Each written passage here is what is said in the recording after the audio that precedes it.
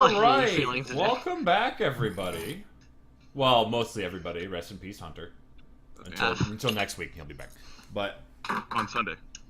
Yes! We'll be doing Sundays. Yeah, that starts next week. I'll have to make that a little... thing. Yeah, you know. Which I think is just overall a better time to play. Yeah, I'm cool with it. I'm cool with it. Yeah, I'm done. I do like that we're starting a little bit earlier today, so hopefully people will be a bit more awake. Which I Not just understand. everyone's dead at the end. Dude, yeah, I know. I know the feels. Alright, so last we left off. So we've had a lot of crap going on. You guys saved Phandelver from their bandit problem, but now you gotta go find. You found this ancient mine that was taken over by some sort of figure named the Black Spider, who you now know killed off, well, ordered the attack on Gundren and Sildar. In some way was likely a reason, the cause for one of Gundren's brother's deaths. The other one yet to be found yet. Yeah, you guys made your way into the mine. You've slogged your way through undead, weird little bat creatures. We bullied a slime. More undead. There was a slime, a very sad slime. We did bully the shit out of the slime. We really did. Right. And so now you're in this hall here. Which let me here, let me just read this for you. But so the cavern that you're in now, it says steep escarpments divide this large cavern into 3 sections. There are high ledges on either end, and a lower section in the middle. Carved stone stairs climb up to the ledges. 2 large tables stand in the middle section, along with a pair of old braziers. A smaller table stands on the eastern ledge. There's skeletal remains of dozens of dead warriors, dwarves, gnomes, orcs, and ogres, and which attests to the fierceness of the fighting that took place here long ago. There's also quite a few freshly dead ghoul corpses that you guys have just recently dealt with. Caleb? Yes. Where's my piece? Are you missing? No, I'm not. I'm camouflaged. Continue. Yes, you are a sneaky boy. Camouflage. Yes, so you've just cleared out this kind of looks like a dining hall of sorts, of all of these ghouls. Things have started to quiet down, and I think the only light source you guys have right now is light from Malachi? I have a lantern. Okay. So Malachi and a lantern. That's what you got. I mean, those with you dark vision, you know. I was gonna say I have. Yeah. But even so, it helps, like, because with dark vision, you know, you can't really see color. Yeah, that's him. Stuff like that, so it's still easier to see. So, right, so you guys have come from the south side over here, so you've got a pathway leading up this way, which now that you're moving into the room, discovering more of it, I'll start to reveal the little hallways. So you got a pathway here, and you have a pathway here. As well as one back over this way, which leads back into the tunnels that are very short and Malachi does not like. I don't entirely like it either, honestly. So, what would you guys like to do? Did I loot the bodies? / was there anything on the bodies? These are old, decrepit ghouls. Ain't nothing on them. Okay. They don't have they look gold like hiding in skin pouches? No. It looks like they've been here, like, a while. Like, a lot of the clothing's rotted away. There's barely anything left. Like, these things have been down here a long time.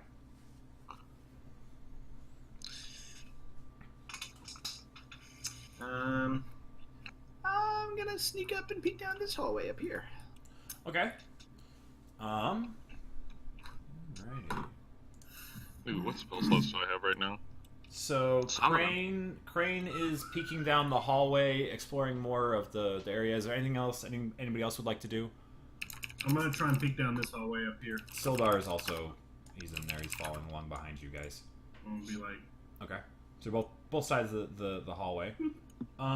Okay, so Crane, you look further in. You haven't moved too far in, so there's only so much you can see.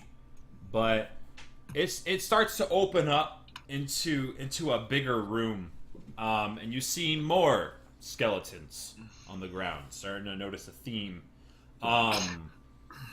There's it looks like maybe the edge of some carts on the left side. Bits of a little strange black lump. So from where you're at, it's about all you can see. I'm gonna wave Malachi over. Thorn, you see a T intersection. I follow. Okay. Oh, that looks dangerous. So, I'm gonna turn to you. The rest of Malachi, your and the rest of your group is going the other way. Is Yarrow, there are you anything following along? over here? Or is that this like wall? Oh, that's all just wall. that kind of looks like death. Yeah, that's all wall. Okay. Just want to be sure. Yeah, no problem. All right, well, I'm gonna move up. Okay. So Yarrow and the rest of the group are going up the right way, and Thorn's just la-da-da-da-da going down the other way. All right. I'm I'm So gonna turn to Malachi and be like, I want to do those look necromancy? on the left side, I wouldn't trust a skeleton, to be honest. on the left side, Thorn, you see a door. Okay. It's kind of been bashed in a little bit. There's a bit. It's not like fully flush with the door frame. There's a little bit of a crack there. So somebody's giving it a hard kick. It's been banged up pretty good. Maybe if we just like throw a rock down there and see if they move. I will say a little. You do notice a little bit of light is coming through the crack in the door. Okay, what if I look this way? The rest of the group is you're looking at the skeletons and such. Have you moved any further into the room? I'm gonna throw a rock into the middle of the room and see if they like Okay. move around and shit. I don't know. So Thorn, this is happening while you're going up and looking off to the Yeah. side. So you throw a rock inside the room. There's no immediate reaction as you throw the rock. Nothing seems to happen. And then you notice a strange green light. Oh fuck. Oh, That looks kind of necromancy-y. there's and which Thorn, as you look off to the right, you see this same green light kind of from around the corner of what you can see starts to shine. You see some work tables and stuff. So Thorn, the green light is kind of dimming on your side. On the right side, that dim green light is growing brighter, almost as if something's coming closer. oh no. So that looks magic-y. I'm gonna ready my short swords and stand kind of in the So left-ish of the Thorn, corridor. you're posting up on the corner. I'm posted up on the corner, but I'm gonna turn around and like look back behind me and say like, that looks. Oh shit. We're ready So- now. Just blast. All right. So as you're posted up around the corner, which I'll reveal more of it since you guys are starting to see. I'll describe the place a little bit. You start to see there's a blast furnace. We'll go ahead and just there we go. Oh, that's fucking cool. There's a blast furnace and mechanical bellows powered by a water wheel that dominates this chamber. The furnace is cold and dark, but heaps of coal are piled nearby, along with carts full of unrefined ore. The water wheel sits in a 10-foot wide channel cut in the floor of the room, but the channel is dry.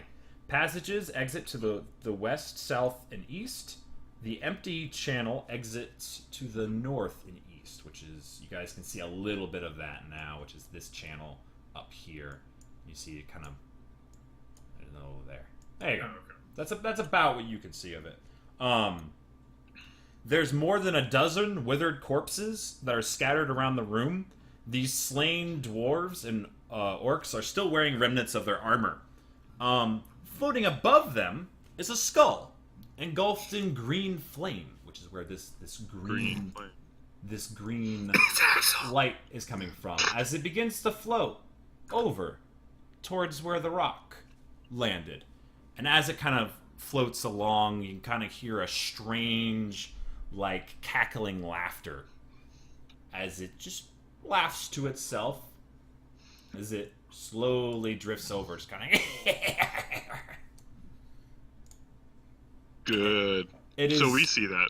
You're starting to see, yes, this green light glow brighter and brighter. Thorn sees it first, but then it starts to come around the corner on your guys' side. I don't like that. Its attention is initially, I'm gonna say you threw the rock like into the skeleton, so it's probably right about here. Its attention is initially centered on that rock, but it's gonna start looking around soon. So you guys have a little bit of time to react, but it's about to, I'm gonna scan the so room. I'm gonna shoot it. I turn Hey to guys, I just Moyer. realized I left my dice in my car. Give me a sec. I'll be right back. Okay. Oh, F. I turn to Moyer and I'm like, go run and tell Thorn that about the skull, because I don't think he knows about it, and we need So You turn outside, around. there's some real scary darkness that can't quite see in. Oh wait, who can see? Who can see? Back in. The man has a I phone. can. All right, what did you go? Are what you did guys go tell ducking Thorn? behind the? Are you guys ducking? I'm assuming you're not standing out in the hallway as this thing grows closer. No. Yeah. So, yeah. I'm faster. Okay. I'll go to Thorn. How tall is that? How tall is what? Oh, that's like, I think it's 10 feet. So Okay. I'm gonna. you could scoot your way off of it and not have to worry about taking damage. I'm gonna hop down and use like my bonus action to dash and shit. Okay. So where where are you moving? I'm gonna go to Thorn. Okay, so you take off. You start heading your way towards Thorn. The rest of you, what are you doing? You're just gonna like hang out behind the wall. Like waiting for a signal or something. Okay. Basically. Yeah. We're just gonna prepare an Eldritch Blast for if it becomes hostile, like if it notices us and is blatantly hostile. All right, I'm gonna say Essentially. roll some stealth checks. Real good with those. Am I doing that, or is it those three? You're well out of the way. It can't see you. Like, yeah. So you're fine. 17. 17, 13. 13. Okay. Malachi. Stealth check. Yes, sir. Sorry. Do I need to raise my mic, by the way? Is it quiet? It's a little quiet. Little But I bit. Oh just- no, I just my raised minus you up. stealth is not good. 7. Okay. Oh. At least you're not in the negatives. Yeah, you know. All right. Thorn. Yes. Stealth check, please. Oh god. Oh god. Let's see what we can do. Not like this. Not like this. Not like this. Is this the end?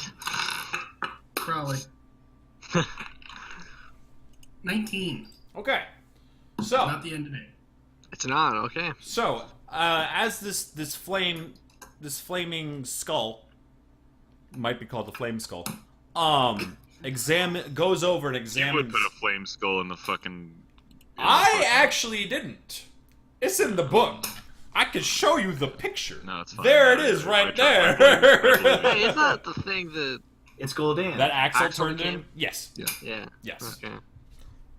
Anyway, so it's examining this kind of. It looks over at this rock, and then, you all kind of duck out of the way. Malachi, kind of like ducks back behind the corner of the wall and kind of slams his back up against it. You kind of hear his chainmail jingle a little bit, and the laughing stops. And then from down the hallway, you can see this green light start to get brighter towards you guys. By this point, Crane, I'm going to say you have found your way up towards Thorn. Crane comes skittering up behind you. As you're Why looking on the the corner, hell you are see you this over here? skull moving away. I thought you guys followed me. I'm not gonna lie. Did you see the skull in there? Yes. And Are you you and you going notice that inside? it moved away from you towards the other side. Yeah. Basically, at this point, I would be like, it's moving towards them or where they're sort of at. No. So we can probably hit it if we really need to. Alright. That light is growing brighter. A little bit brighter. Yeah, I guess we're gonna move side by side into the room. Okay. I was gonna say, can I like, yeah, can I? You guys, as you guys kind of look around the furnace, and as you do, like, you see it kind of disappear down the hallway. Crane, you know this is the hallway that your buddies are down, and it is. So could I actually get slowly down. across to like right over here? By I'd going say like you could. this? That'd probably be like difficult terrain, so it'd probably Okay, take like so, 20 yeah. feet of movement to hop that, but like all together. But you'd be fine. So I can get here.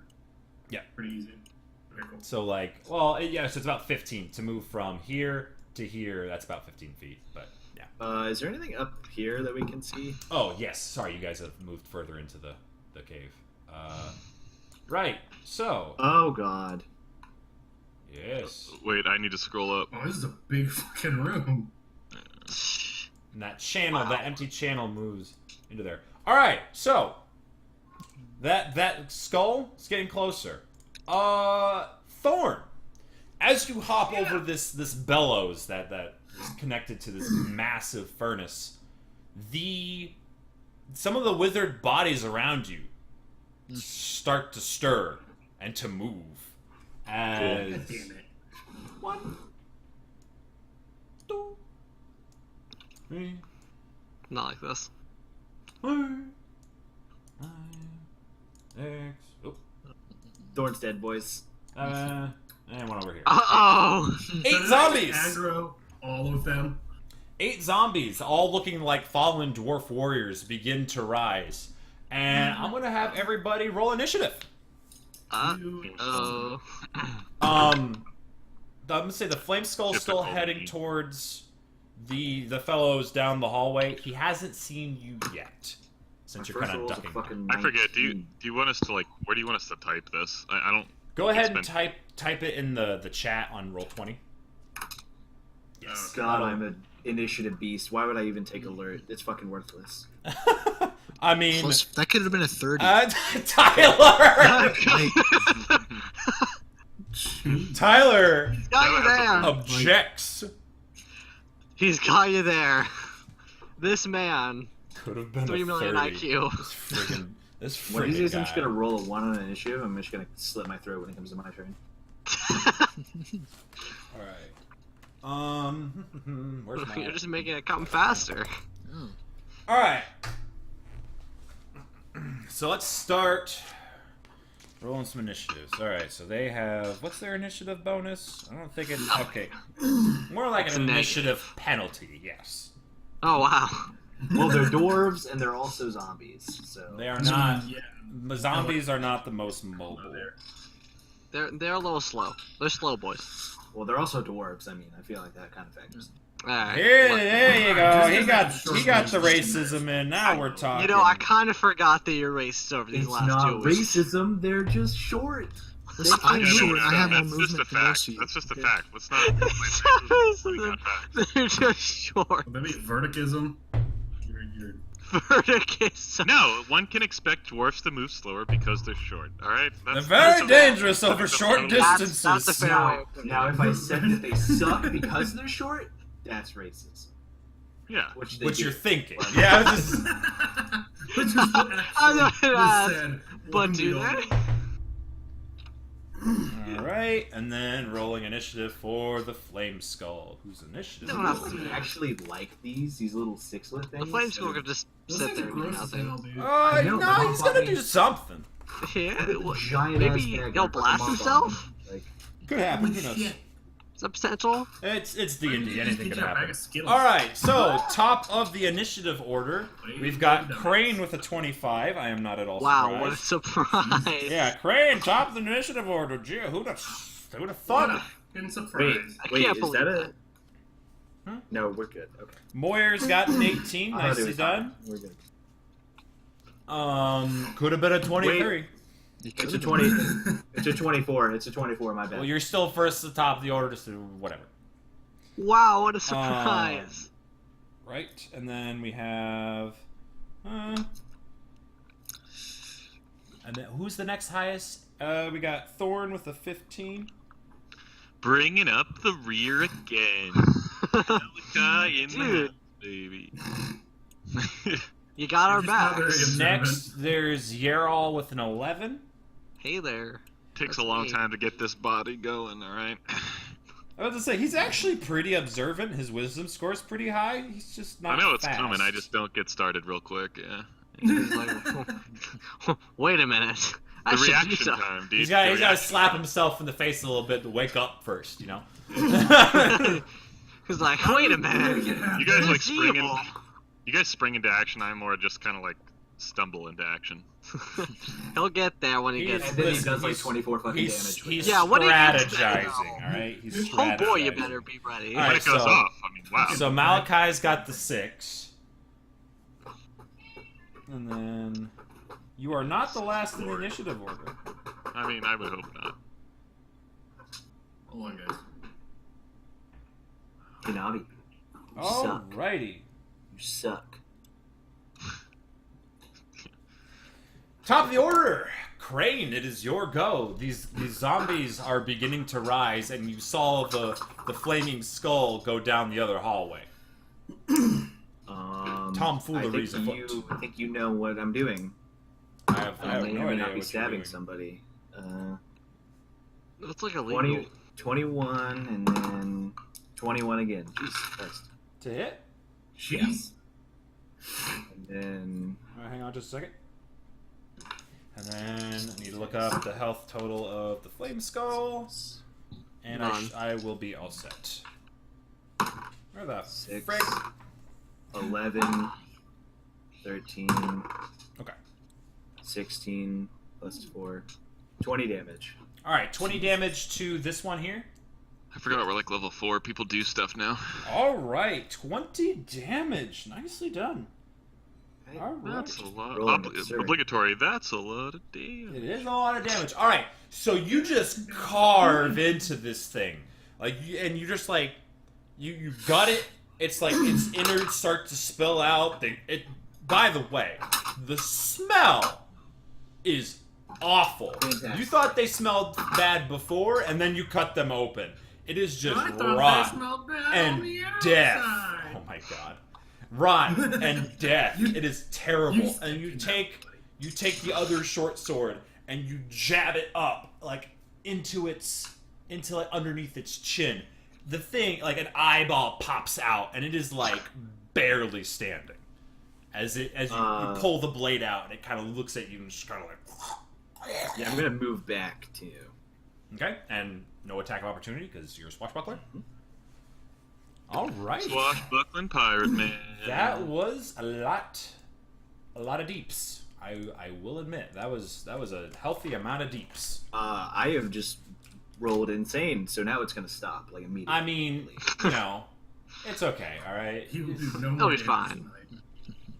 All right. Let me get this. All right. So next up we have Moyer. It's your Okay. turn. I'm going to run up here. Crap's going nuts. Strike the skull. You run up to the skull. Okay. Yes. That's an 18 to hit. The 18, I'm pretty sure hits. Yeah. Go ahead and roll damage. I would hope so. Yeah, Yeah, me too. I'm gonna say roll once. Nah. That's fine. Keep going. what? 13. Nope, keep going. 13 points of damage. And then I'm going to back up. Hey. And you have mobile, don't you? So you don't Yeah, get attack I was 10 opportunity. feet anyways, so. That's right, that reach. Alright, so Reach remind me one more time of the damage. 13. 13 points of damage. Alright. I must be in Kryn when I could just attack from 15 feet away with the dragon. Okay, so I you can jab still attack forward 50 feet away. with what weapon are you using Melee? now? Is it the lance. The lance? So, Okay, yeah, you jab forward with the lance. You catch it. It, like, kind of breaks a chunk off to the side of, like, the cranium. A bit of the skull just, like, pops off and scatters to the floor. That thing cackles maniacally and just kind of looks at you with interest as you try to scurry back. I don't like that. I think you just pissed it on. Alright, so next we have zombie number 6. 5, 6. Which one's number 6? This one's number 6. I'm gonna give these numbers real quick, because I can do that, actually. You are number 1. Enter. You are number 2. I'm gonna do this next time for, like, ahead of time, now that I actually thought of it. Because I had a hard time keeping these straight. 4. Can you, like, name them on Roll20? 5. Maybe, I don't know. 6. This one's 7. This one's 8. Perfect. Alright, so number 6 is this guy right here. Indeed. He noticed Thorn over there, so he's gonna go 5, 10, 15, 20. He's gonna try to, like, stumble up over the, Actually, 20 is that's their move speed, so that's as far as he gets. Which then he's gonna use an action to dash. It's more of a slightly faster shuffle. As he just kind of starts to, like, that's as far as he can get. As he kind of, like, you see up over this pile of coal, this dwarven zombie is kind of crawling over, like, coming after you. Can't attack you yet. These ain't the Walking Dead zombies. These are the fucking War Z zombies, boys. Next is this zombie, who is gonna go. How deep's this channel again? This is It important. looks like it's probably 5 or 6 feet deep. If it's A pushing certain amount of feet. It's 10 foot wide. Doesn't say. Okay, so it's 10 feet wide, 5 feet deep. So the thing runs and it just like flops into the channel. Alright, so Okay. make him do intelligence checks. That's got it. So, Wisdom. and so you see it just kind of like fall prone inside the channel, and just from inside here, just kind of echoing inside of it. And that's all you see from him. Me too, dude. I can relate to that on a personal level. They are not intelligent, So, and they are not I'm not gonna lie. dexterous. Thorn is laughing at this point. Well, Yes, Thorn- I just, like, out of the corner of my eye, just see this. I'm like, It's your turn. Alright, so I want to hop back over here Okay. and then you're gonna- hop up and take a swing at this guy. Okay, the one zombie will get an attack of opportunity on you. This guy? I thought I was out of his reach. This one? This No, one right this one. here. This one right here. Yeah, this guy? Yeah, you're right next to him. You're with You were 5 feet. here. Oh, Motherfucker. Alright, fine, whatever. I mean, their to hit isn't great. It is a 14. Nope. Okay. So you dart away, and it kind of just like sluggishly like, and tries to like smack you. No. Go ahead and roll for your attack. That is a 13. 13. That does hit. Yes. And I do 12 damage. 12 damage to it, and this is to zombie number 3. Yeah, zombie number 3, who has already been stabbed. Yes. You got- So you got stabbed yeah, real hard. you run up to him, and this is the great sword, correct? Yes. And just cleanly Awesome. lop that thing's head off. It is gone. It is done. Oh yeah. We're already starting the head lopping. It's a great day. So one zombie down. Oh, actually, hold on. Yes, it falls dead. Woo! Right, next we have zombie number 7. You 7? Are you 7? Are you 7? You're 7. Okay. Was I? This one, it does. I think this one, since there's been a little bit of fighting at Saul, it's going to start moving its way down. 10, 20, and then dash. 10, 20. Oh, hold up. Oh, you missed. Oh, Whoops. Wait a second. It passes. Wait a minute. It passes underneath the flame skull. It's floating up above the ground, like 10 feet or so, so it can get underneath. That needs to wear it. That is that one. So now it is the Flame Skull's turn. I hope you're ready for a fireball. I was really hoping The to kill Flame it Skull. first, honestly. Looks down towards the halfling, and it is. Let me see. It's gonna start glowing. You're gonna get possessed. That's unfortunate. Yikes. Right. So it begins to glow, but and its mouth opens, and a small little bead starts to form inside of its mouth as this green little bead goes shoo, and shoots out. It lands right at your feet. There's a small delay, and then as this massive ball of green flame explodes out from your feet. Green flame bomb. Which fireball is a... What is the... Did you say fireball? Yeah, it's fireball. Oh no! Yeah, Well, that's Rainbow. Oh! It's gonna hit like yeah, everyone. this is getting a spell slot. That is a 20-foot radius? Okay. Oh, So, no. a 20-foot originating from... Ural. Not Ural. Yeah, Moyer, sorry. So, Where's Sildar? Crane... This is not gonna... Crane. Malachi, Yeah, it's Moyer, and... Ural.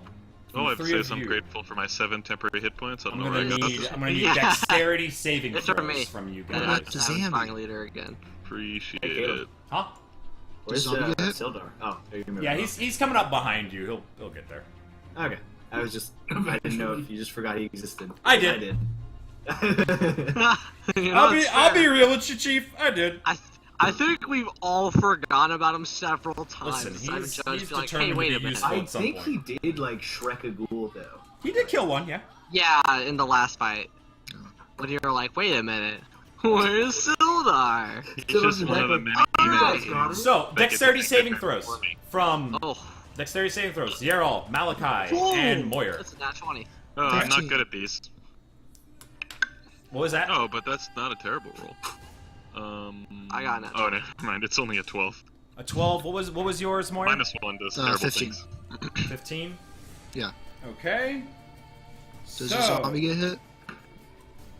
the one. No, that's not.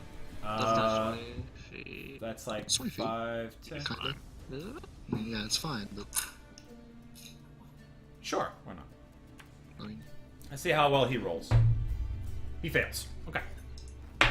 So, it's worth it. Yeah, it's worth it, I guess. Worth. 3. Did I fail, by the way, or did I pass? You got a 12. Yeah. The DC's 13. Figures. Yeah, I can relate to that. Your riff, dude. The -1 got me. Feels bad. man. Alrighty. Dex isn't. Hashtag Dex isn't the What'd you dumb get at stat. level 4? Did you get Warcaster? 29. Okay. No, I just pumped my wisdom. Malachi. You take 29 points of fire damage. Jesus Christ. Everybody else who passed, you take 14. 14. Thank LaRue for the 7 temp hit points. Oh my god, dude. If I actually, like... Yeah. I'd be at 3. Alright, that ends the flame skull. Well, the flame skull... Nah, he's gonna chill right there. He's fine with it. Oh, the zombie who failed. He dead. Can I use Hellish Burns Rebuke to for a a crisp. spell? Yes. Wait, can you? I think if you take damage, right?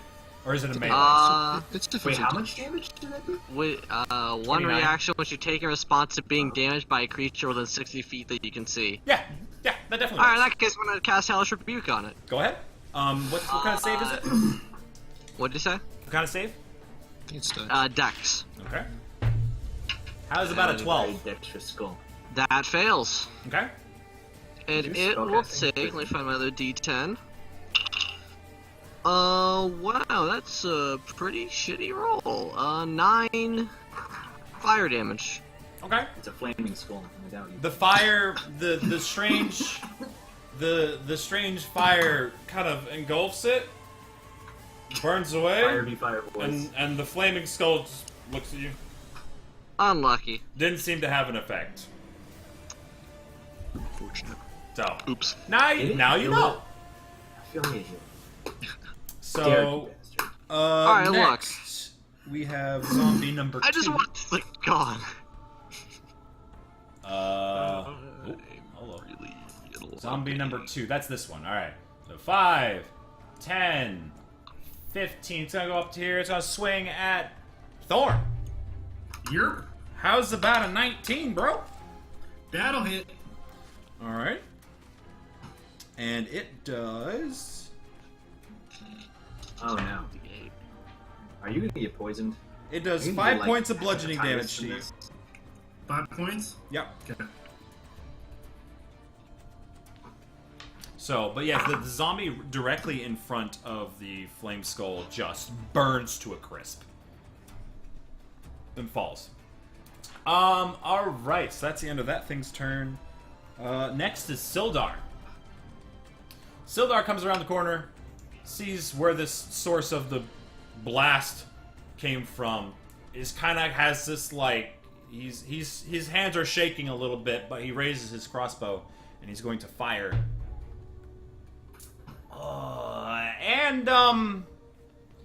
Yeah, so his hands are shaking really bad, and as he goes and he goes to fire, the bolt like catches, and so the string snaps forward, and the bolt just kind of goes, psh, and then just flies off in like 2 different directions, as he kind of curses to himself, and then readies another bolt. That's Sildar's turn. Welcome to Natural One, boy. Ural, you're up. Malachi, you will be next. I am going to cast Mind Spike on the Is that to, Flame like skull? mind break this thing? Flame Skull. Please do. It needs to make a Wisdom saving throw. Wisdom saving throw, huh? This thing, I do not believe is terribly wise. How's about a 9? That definitely fails. Cool. Give me a second. 13 plus 1. 14 psychic damage. 14 psychic damage to the flame skull. Alright. Yeah, I don't know. It, right. 14 points. And it cannot hide or be invisible to me. And I always know its location, as long as it's on the same plane. Okay. So you take this kind of this purplish energy and you send it out, and this long kind of needle-like glowing purple energy hits the flame skull. The flame skull kind of sputters for a moment. And then once the light comes back, it's dimmer than it was before. And now you kind of have this mental like ping, like almost like a radar, where you know where it's at right in front of you, but like even if you close your eyes, you can kind of sense where it's at. Nice. So, is that anything else you'd like to do? No. Malachi, your turn. Okay, so I'm gonna come run around the corner. I'm looking. It's not a clean run, but I'm kind of pissed off. The Goliath instinct is getting there. As I get closer to him, I'm gonna cast as a bonus action spiritual weapon, and basically from behind the skull, like have the Cord's greatsword coming down on him. Sure. And then for my action, I'm gonna come in and try and like swing the hammer at him at the same time. So Okay. we're going with both hands. Roll for your spiritual weapon. Okay. That's. Does it say in the spell what the spiritual weapon thing is? I don't remember. Oh yeah, it is. It's a D8. It's +6 to hit. Okay. That's an 8. No. It kind of dodges out of the way. So then with my warhammer, that's 10. No. This thing is surprisingly nimble. It kind of just like darts around in the air. It sways from side to side, cackling at you. Is there anything else that you can do? That's all I got. It's an action, movement, and a bonus action. So. Alrighty then. And We have number 8, 5, 10.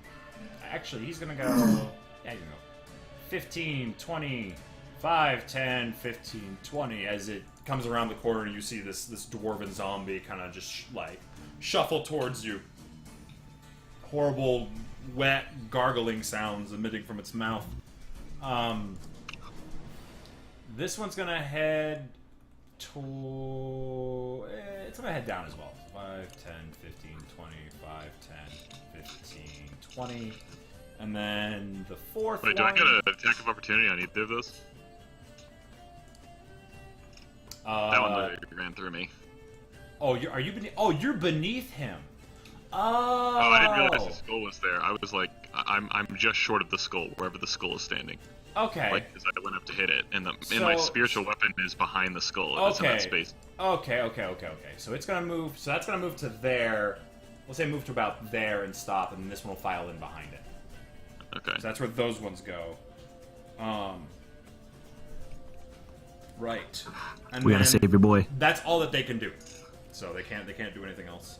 Next, Yeah, I had a Crane. little bit of a ragey run around, and then oops. Crane, and then Moyer. Okay, well, I think we all know what I am capable of. Do it to him. It's a 14. Against a zombie? Yeah, it hits. Yeah. Yeah. That's a 10, so that's probably no. That hits. Oh, okay. 6, 11, 17, 21. 21 points of damage. Wait, 25. All right. Yeah. You run up to it, shove one blade in its neck, and then the other one comes across and just punches through its soft skull on the side of the head. Thing falls. Jesus Christ, my D6 is sucking my dick right now. And you did how much? 25? Yeah, I got 2 Yeah, no, six, that is- 2 5s, and a 4. Yeah, so it falls. And just no longer moves. That's another zombie down. So that's number 2 that has died.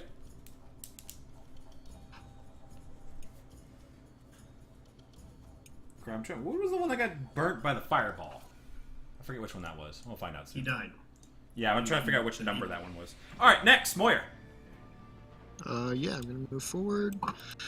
Stab the guy in front. Okay. Roll for attack. 18 again. That'll hit. And he takes 9 damage, but the guy behind him takes 4 flame. Okay. So 9 damage to the one in front of you. Yep. And then 5 more fire damage to the one behind it. 4. 4 more fire damage, okay. Yeah. Alrighty. Anything else you'd like to do? No, it's fine. Okay. So, number 6 here is gonna go 5, 10, 15. He's gonna stumble up over the bellows there, and then it's gonna take a swing at Thorn. No. How's about a 16? I don't think that hits you. That matches. Oh, does it? Oh. What? What's your armor? Oh, that's right. He doesn't have you don't have the shield. That's right. Uh, All right. So That you makes more take an sense. additional 5 points of bludgeoning damage. I get confused because your figure uses a shield. Yeah. I know, right? So No, you it's take literally like the 5 points first of bludgeoning thing in my damage. mind as soon as I get This it. next zombie begins to very slowly shuffle its way out. You hear the groaning coming from that channel as the zombie starts to... It starts to like pull itself up very slowly. And 5, 10, 15. So it's going to move there. And that's all it can do. Next. Thorn, it is your turn. Okay.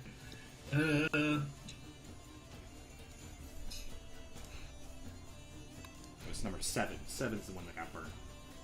So I'm gonna attack with my longsword the guy that's right behind me. Like I'm gonna I'm just gonna turn around. Yeah. Go ahead. Take a swing at it. Yeah, just turn around and like attack him. So You're attacking the one by the bellows? yeah, the one right next to it. Okay. And that is a 13. 13 points of... Oh, no, 13 to hit. Sorry. Yes, that hits. Yeah. And it's 11 damage, and then I'm gonna action surge and hit him one more time. I already forgot. Which one was this? 6. Okay, so 11 damage to him. And you're going to action surge. Go ahead. Yeah. And that's a nat 20. Yeah, roll your damage. That is 16 damage. All right. 16 points of damage.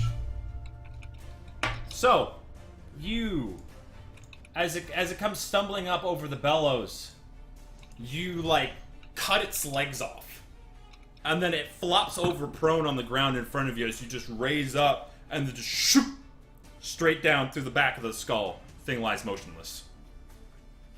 Another zombie down. I'm just hero posing right now.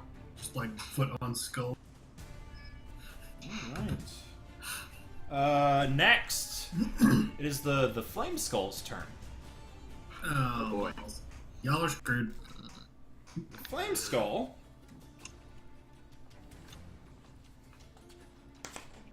Flame Skull isn't terribly keen about being right next to the giant angry man. It's gonna try to float away. It's about there. Malachi, you get an attack of opportunity if you'd like. Okay. 24. Yeah, it hits. Roll your damage.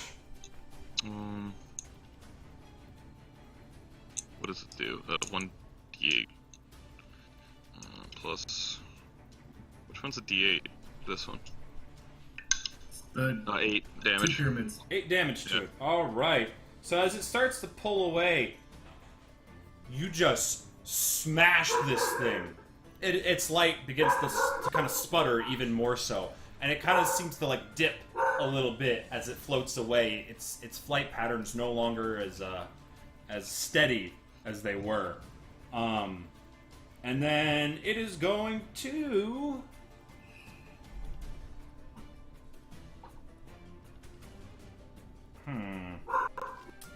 It is going to...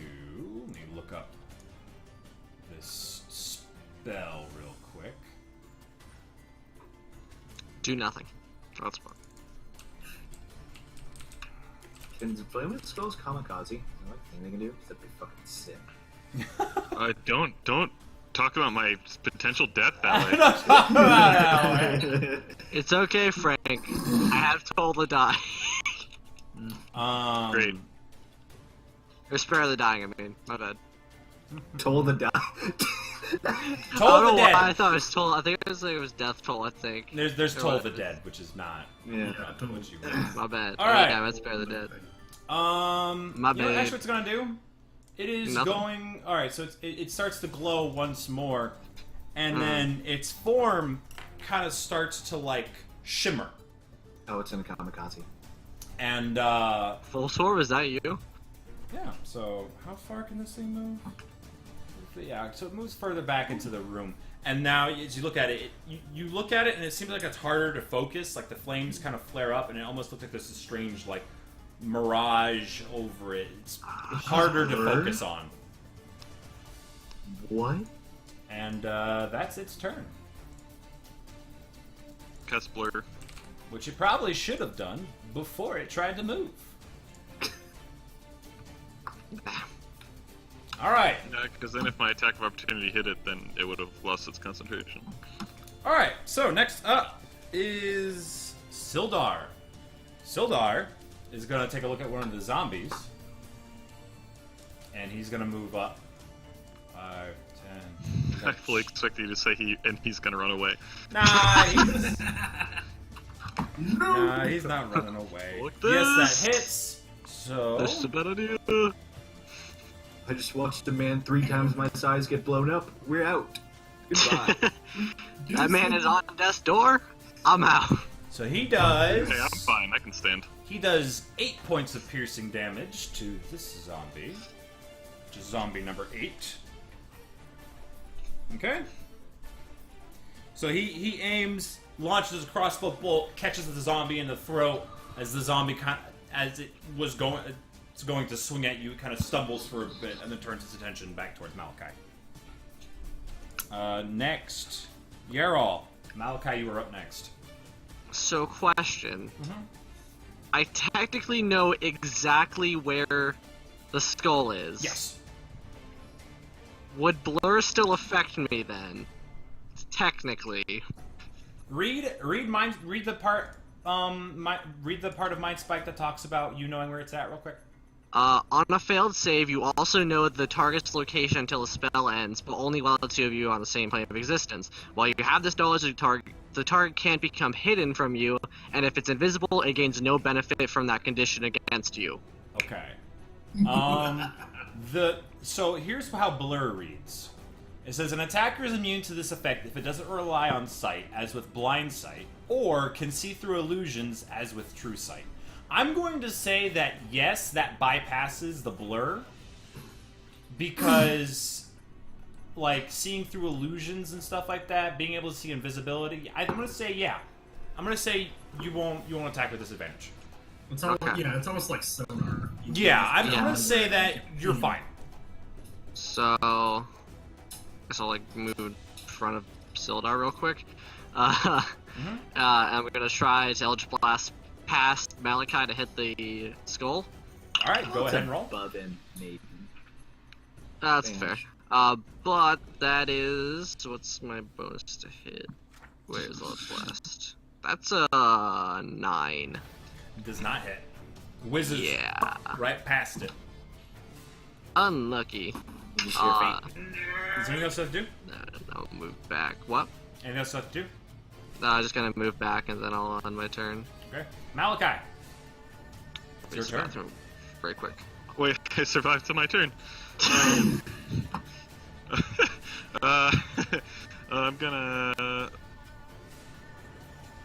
just gonna cast Cure Wounds on myself at level 1. I heal a D8 plus 4. Which is an 8, so it's 12. Heal 12. Okay. And then my, as my bonus action, my spiritual weapon is gonna attack this one, because that's the close one to it. Your spiritual weapon can move 20 feet, can it? Oh, yeah. If you'd like, you can still attack that flamestone. It does have blur. It's true, it does have blur on it. But... Yeah, I'll attack the zombie. Okay. Instead. I got 14. That hits. And you're attacking the one up north? Yeah, the one further back. Okay. Yeah, the northern one. And it does 6 damage. Okay. And I like to pull out my shield. As my bonus action, so I can't pull out my shield. Yeah, use action, bonus action. Yeah. So, right, the great sword comes down and lops off one of the arms of the zombie, and it goes like it kind of like skitters across the floor. You can kind of smell like it sizzles as it hits, because this great sword's got lightning crackling around it. And as it strikes, you almost hear like a little miniature like thunderclap as it hits. And then as it skids across the floor, it kind of sizzles a little bit. You can smell ozone and burnt flesh. Oh, I'm sure that smells wonderful. Oh, it smells great. Put that in a candle. Alrighty. Up next is that boy, who's going to attack Big Boy. I don't think that hits. Well, it might, actually. My big boy? Yes. Okay. You are a very large 15. I'm pretty large. 15 hit? Large man. I don't. My All armor right. class is 16 without my shield. Alright, so it swings at you, and it just like bounces off your chainmail. It's kind of a shoddy attempt. And then, oh wait, which one's that? Is this one 5? Yes, that was 5. Okay, so that one, 20 to hit. Which I think hits. Yes. that So one hits. you take 3 points of bludgeoning damage from that one. I can deal with that, but hang on. As a reaction, we're gonna let him give a dex saving throw, because Sure. otherwise he's gonna get zapped. 15, I think? 15 passes. Double check real quick. It's a 16. That also passes. Oh, half damage on success. But he still gets, like, zapped, basically. Yeah. Um, Misses to like, number. feedback from his feedback from hitting me. Sure. Takes 2d8 halved, so that's an 8 and a 6. 14 halved is 7. 7 But he dealt points. 3 to me, but he took 7. Okay, so is this lightning or thunder? I'm gonna say it's lightning. Okay. We're zapping him. It's a zap back, Sure. not a clap back. Alright, so 7 points of damage. It strikes you, does a little bit of damage, but then this just massive electrical discharge travels up its arm and just kind of like stutters it for a second as it nearly overloads what's left of this thing's nervous system. Yeah, it does. It is barely standing. Next up is number 4, who is this boy here, who's gonna try to scurry on up. He kind of climbs on top of the mining or the smelting equipment, and is gonna try to reach out and smack Thorn. 15. Nope. All right, yeah. It goes to swing out at you, and you kind of just like bat it aside. Next up, is that 5? That was 4. Okay. So Crane, is your turn again. Moyer, you will be up next. 12. Oh yeah, 10 hits. So nat 20. Okay. Yes, the 12 does. So you're swinging at number 1. Okay. Yes. What's your first attack? Damage? You do get sneak attack. Because he's adjacent to Thorn. 2, 3, 5, 8, 11, 13, 20. Ah!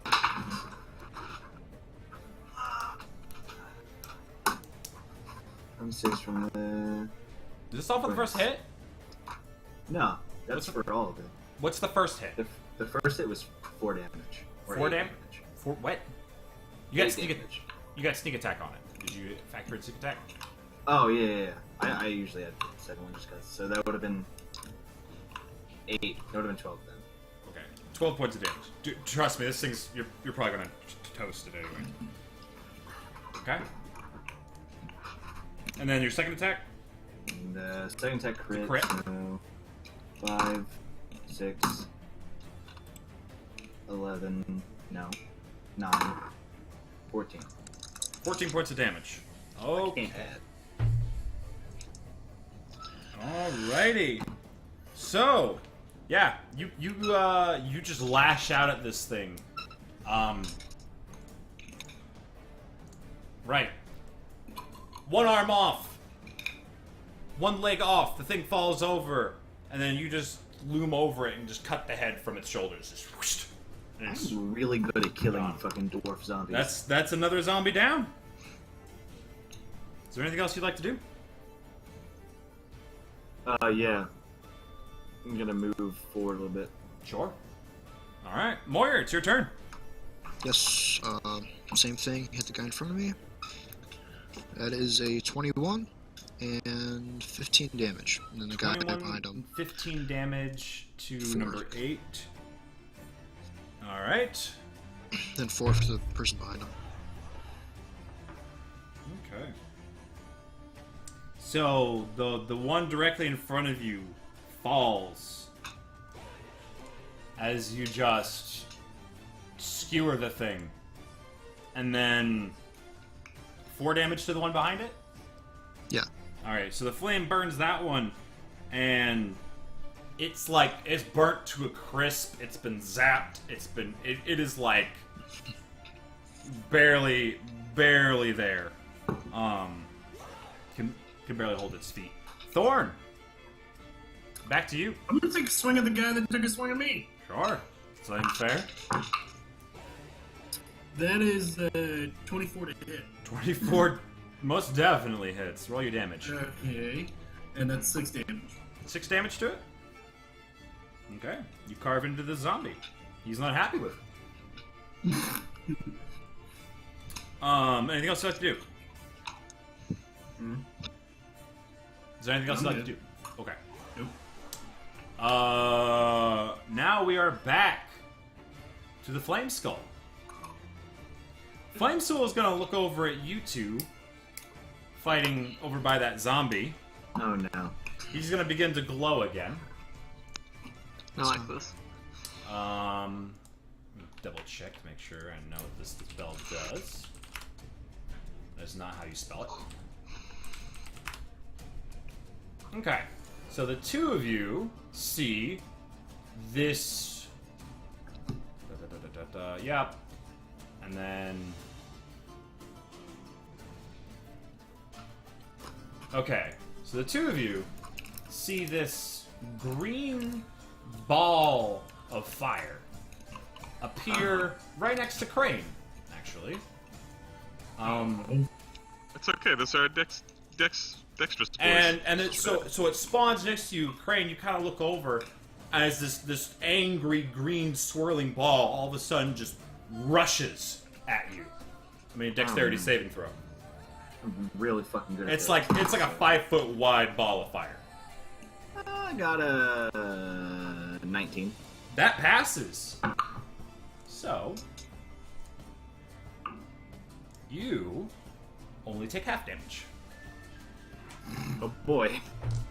You take 3 points of fire damage. Okay. As the thing comes up and it kind of like hits you, and you manage to kind of roll away from it a little bit as it singes your arm. A little bit of pain, not too bad. Your armor managed to absorb most of the heat, and it is sitting there next to you. We'll just say, let me draw real quick. Draw a shape. Make it green. There's a fireball right there. That little green thing. Thorn, you're gonna have fun with that here in a minute. With the fireball? So right next, that's what the flame skull does. Is this a delayed trigger? Oh my god, it's like an 8th level spell. Never mind. Don't worry about it. I'm not throwing 8th level spells at you guys. It's like 6th level spell. It's a high level spell. Dude, fireball was a high level spell for what you guys are doing with right now. Yeah, I'm with you. It's yeah. All right, so yes, that's the flame skull's turn. Its next up is Sildar. Sildar loads another crossbow bolt and fires it at the zombie closest. Too bad it's fucking worthless. It hits. And he well, actually, let's see. Does a okay. So he hits it. It falls. The arrow or the bolt flies, hits the zombie in the throat. The zombie falls down, lies still, and then begins to stir, and then rises back up as it continues to look at Malachi and just goes. "Ugh." This one got back up. Prick. Bastard. Right. So next, Yarol, it's your turn. Yeah, Sildar looks very disturbed by this. He had kind of this moment of victory as the thing starts to fall, and then as it stands back up, his face kind of just goes pale. I'm gonna move in front of Sildar again, try to Eldritch Blast the skull again. Okay. Actually. Nat 20. Yeah. Roll your damage. I would love to.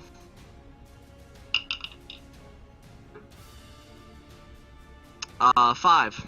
All right. How you want to do it? Oh, wonderful. It had 5 health. I was so worried. It had 5 health. Like, I rolled 1 in the damage. I was like, oh, fuck. Hey, good thing you got the crit. Yeah, honestly. So it's kind of sputtering and blurring, but as you focus on this mental kind of link that you have, you can discern exactly where that thing is. Yeah, just focusing on the link that's formed after the mind spike came through, just pulling out, like, essentially just pulling out power from the sensor, and then just throwing it directly at him, right above Malachi, slamming it directly in the face, probably shattering more of the skull off. Yeah. So you gather this power from the sensor and you send it out. It slams just dead on right in the face. Like you see, like it's almost like in slow-mo. You see like the nose, which is all just bone at this point, but you see it start to like crack inward, and just the whole skull just explodes into shrapnel out the back side. There's a bright flare-up of green fire as this thing scatters across the room, and nowhere to be seen as the green light begins to fade away. No longer bathing the cavern in its eerie glow. Alright. So is the fireball gone? Yes, actually. As the flame skull dies, that flaming sphere. Oh, that was a flaming sphere. Okay, I was gonna say if that was with a delayed trigger fireball, that shit's dangerous. No, it's a flaming sphere. We dodged a bullet. It just sputters out. It and just did. burns away. That was a good joke Crits there. and Mind Spike OP. Right. Next is Malachi. It's your turn. Okay, well, I'm just gonna go at the zombie in front of me with both my hammer and the broadsword, the spiritual broadsword. So we'll go broadsword first. That's an 11. That hits. Oh, okay. Nice. What kind of damage does that do?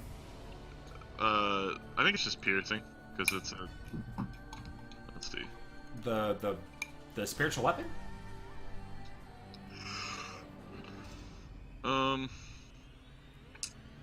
Force damage, never mind. Force Force damage. damage. Okay.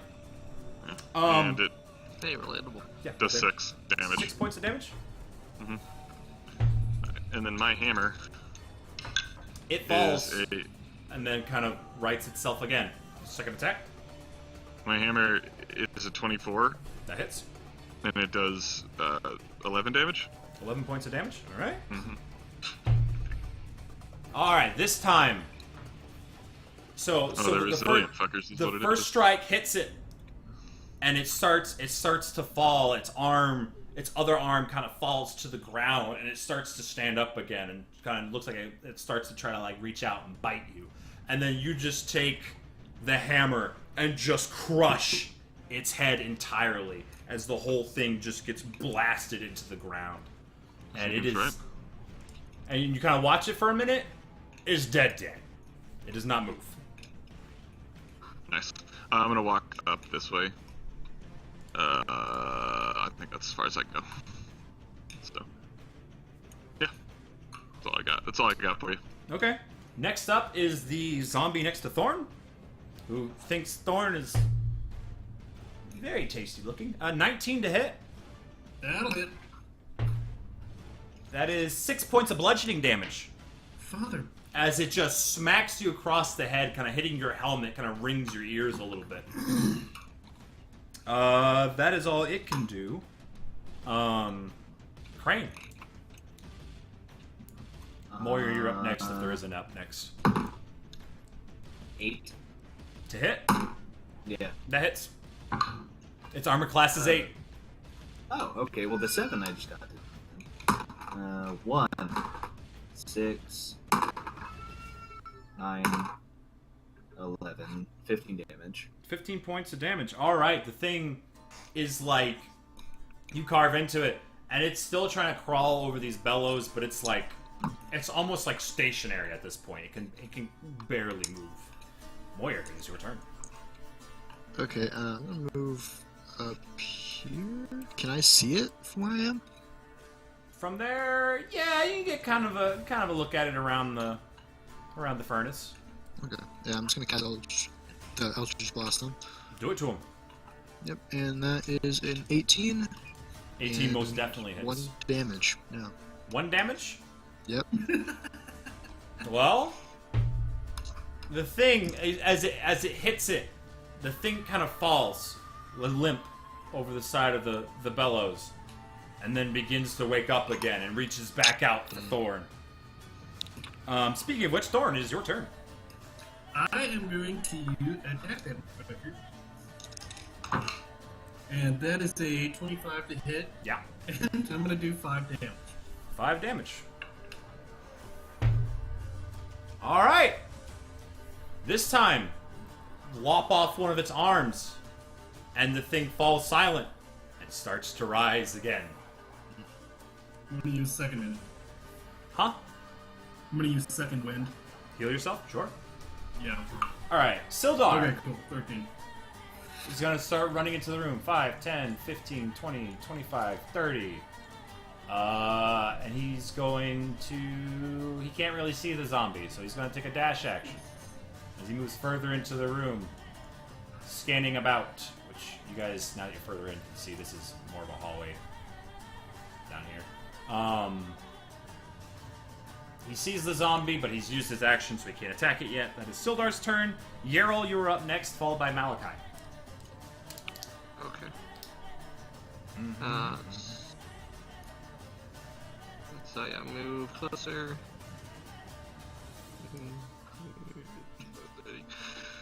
This one close here. I don't think can I see. I assume I can't see it from here. Yeah, you can see it. Yeah. Guess Yeah, you can see it. in that case, we'll go for an Eldritch Blast then. Alright, go ahead and throw it at him. Wow. It's gonna be a little bit of a tougher shot. Say it's like 12. Cover. Okay. 12 hits anyway. Okay. So roll damage. Yep. 10 force damage. Okay. This damage, this blast of energy hits it. It's like this strain, like it starts to lie still as it somehow the magic that keeps this thing animated. It just won't let go of what's left of this body. There's barely anything left to it. You could see bits of ribs hanging out the sides. But it still kind of just barely gurgles to life as it once again tries to reach out for Thorn. But it is not its turn. Malachi! Alright, I'm gonna run and beat it with my hammer and my spiritual broadsword. So we'll go broadsword first. That's a 20 to hit and 12 damage. 12 damage? 12 damage. Alright. This is We got with your Warhammer? No, this was the broadsword, the spiritual Okay. broadsword. Broadsword comes down, cuts the thing in half. Both pieces fall to the side. Yeah, don't move. Alright. Well, I smashed the head with the hammer to hit it across the room. And on top of that, too, because I'm just, Alright. like, sick of these things. Yep, you tee off on it, and what's left of its head is just kind of like liquefies. Yep, that's what I was going for. Alrighty. All of the zombies are apparently dead. You all look around. Sildar does not look well. He's just like, what does it take to kill these things? You just cut their heads off. I don't see why you're having so much trouble, honestly. That Did wouldn't. you see that thing? Did you cut its head off? Oh. Well, It was an outlier. oh. Most. How's everybody doing after that fight? That wasn't touched. Sildar looks fine. He's just shooken up. I'm not terrible, but spell slots are nice. I don't have them. No, I'm fine. I'm assuming these dwarf zombies don't have pouches of rubies on them. I do not believe so. Pouches of rubies, yeah, just lying around, man. Nope. No, it's all bits of rusty armor and it seemed, yeah, these were all warriors going into battle, not really getting ready to travel, you know, and So we're in like blast furnace. Like, is there like smithing equipment around here? yeah, you can see bits and pieces, tongs, Are there any like smithed weapons? no, it seems like this area was all for the refinement of the ore. Okay. It doesn't kind of look metal is it? like So a this whole... wasn't the actual smithy. This was just. The... Yeah, this was the refinery. You see lots of actually, let's say Moyer and What kind of ore were they smelting here? lots of iron. It looks like, but Moyer and Crane, go ahead and roll investigation checks for me. Actually pretty good at that. I don't know why. I got a 19. Okay. I got a 5. Yeah. Okay. Moyer, you look around. You find chunks of unrefined iron ore, things of that nature. Crane, you kind of look inside the furnace and you see kind of like a little glint, a little bit of light reflects back at you, and you kind of shuffle around and kind of, your hands get all blackened as you kind of pull away the ash, and you see kind of a misshapen. It looked like maybe it was going to be an ingot of some sort, but just like a little chunk of gold. Got a few bits of debris in it and stuff, but a little chunk of gold. You're not entirely sure what it's worth.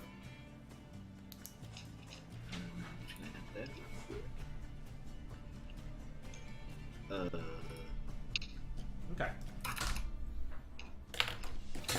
So, yeah. So in this room, you see that channel to the north side of the room. I'm losing everything.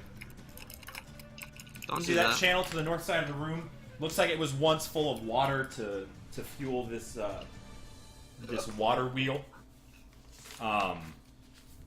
And you can see it actually has a bit of a short hole in the wall that you could maybe squat through if you wanted to. And then further up, you see in this area that it curves around the corner. You have the doorway over here to your left that has been cracked open. That really, Thorn and Crane, you're the only ones who know about it. Crane, you saw it as you passed by, but things were more.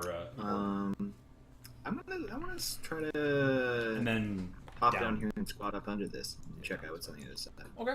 So you peek your head down, and so you hop down. There's some more dead bodies in there. You kind of eye them closely, not really trusting a whole lot of dead things in this area. None of them move as you approach. But you kind of duck, and the little overhang there it's pretty short. So you crouch down, you walk in, you see a bit of this channel. It's kind of like a tunnel at this point. And let me see. Which, by the way, as a note, as you hop down inside this channel, that ever-present sound of it sounds like waves, even though you guys aren't near the ocean, is growing louder as you move down into this channel. That's terrifying. And it opens up. Oh. And it keeps going. You come around the corner and you see it opens up into a large cavern. And here you see the source. The source of this sound. And off to your left side, there's a bit of a ledge there. But you see, there's a narrow ledge that overlooks a large cavern that houses a surging, seething body of water. The rhythmic booming heard throughout the mines is louder here. At regular intervals, a fresh surge of water funnels into this chamber and slams against the wall just below the edge. The echo suggests that this cave might be one arm of a much larger cavern to the northeast. So yeah, this water starts to surge up, and it starts to come up into the channel a little bit, and you kind of have to back away, and it doesn't flood the place. It kind of goes back down before really supplying the whole thing.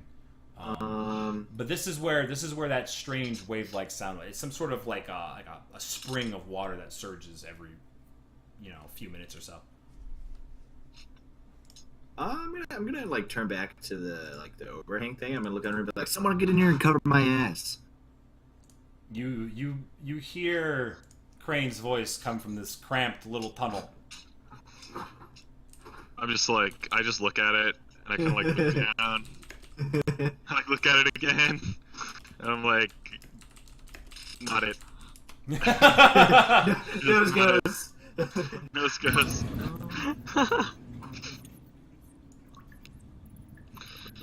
Oh boy. I can do it, but we The need short- light. I have a Yeah. lantern on me. That works. I'm like, I'm the only source of light back here.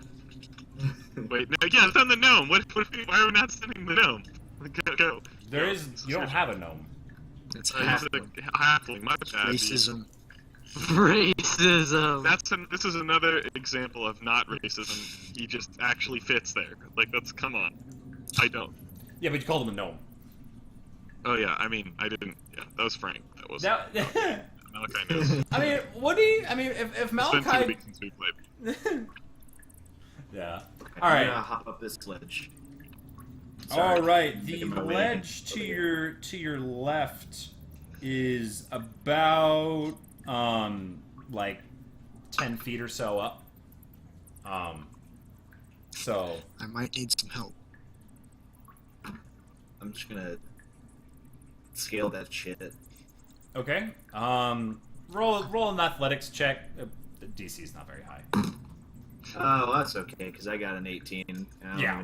All right. So yeah, no problem. You find little footholds and kind of climb your way up, and pull yourself up to the ledge. You see this ledge that overhangs. It leads. There's another seemingly channel of some sort Oh, that God. goes off to the left down that way, and then you can look across, and there's a path to the east that kind of curves. So you've got the channel you came from up to your left. There's another small cramped tunnel leading off somewhere else, and to your right is a more open area. Looks less of a tunnel and more like an actual walkway. Okay, I'm gonna take some rope out of my backpack and lower it down to Okay. the halfling. All right. Yeah, and no problem. You can scale it up. You've had your fair share of time climbing ropes and the like. It's nothing new to you. Okay. I'm gonna hug the wall because this scares shit out of me. Okay. I'm gonna make my way down here, and I guess I'm just gonna hop down and look Stealth into checks from the both of you. Ooh, wow. Pretty good. Okay, Um, that's a got 18. unnatural 20. Okay, so a 20 and an 18. Yep. All right, yeah, no problem. The two of you skulk along,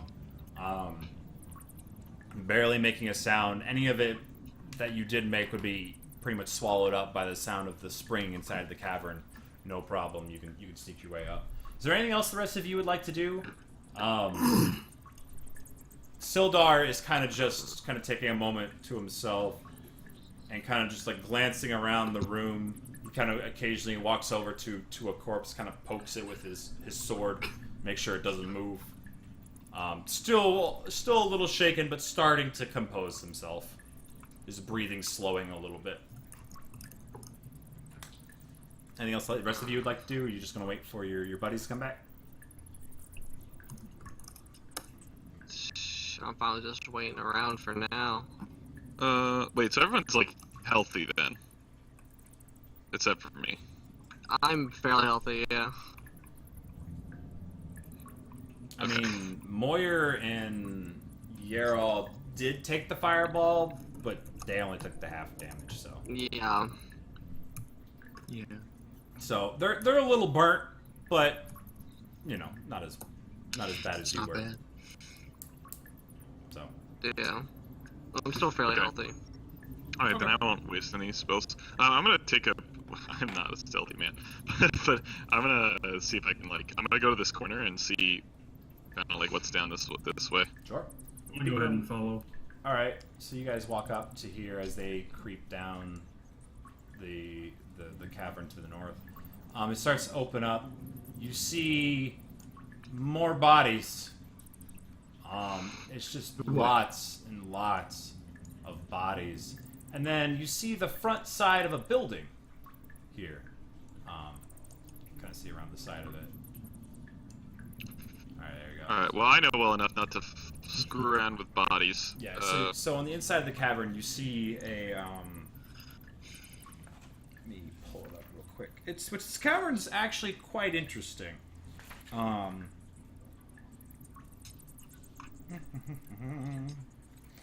Where? Let me find it real quick.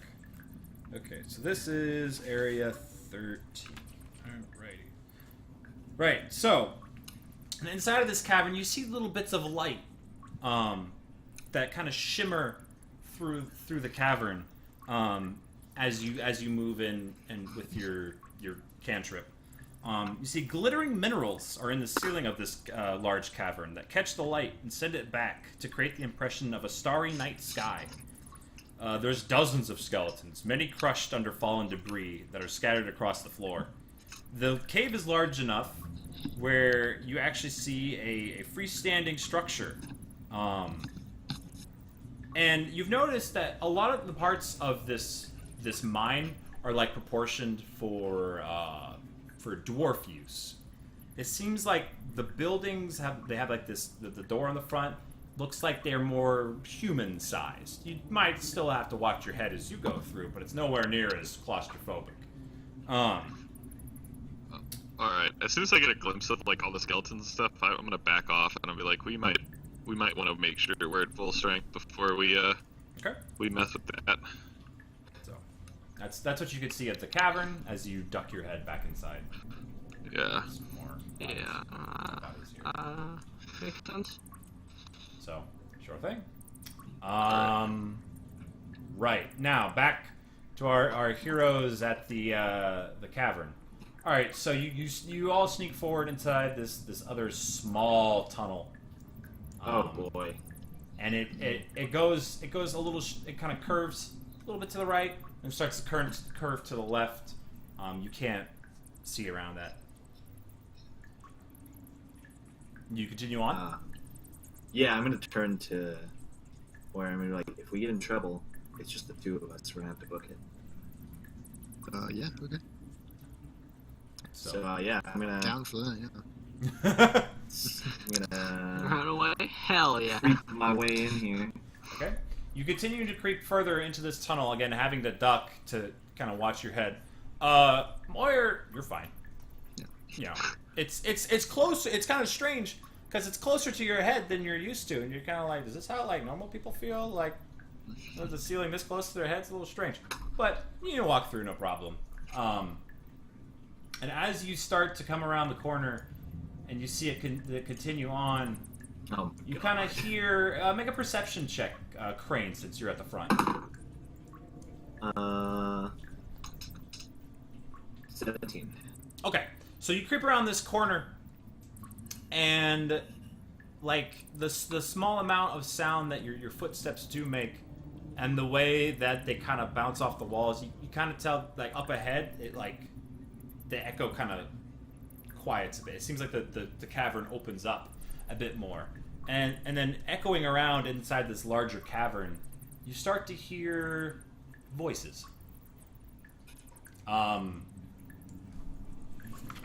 Yeah, it sounds like there's a few of them. You hear a couple kind of gruff voices calling back. Honestly, so you've had some experience with them. They sound like bugbear voices. Fuck.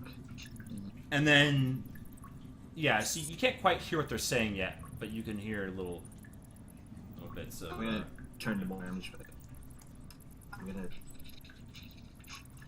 peek ahead very slowly, and I trust my stealth more than I trust yours.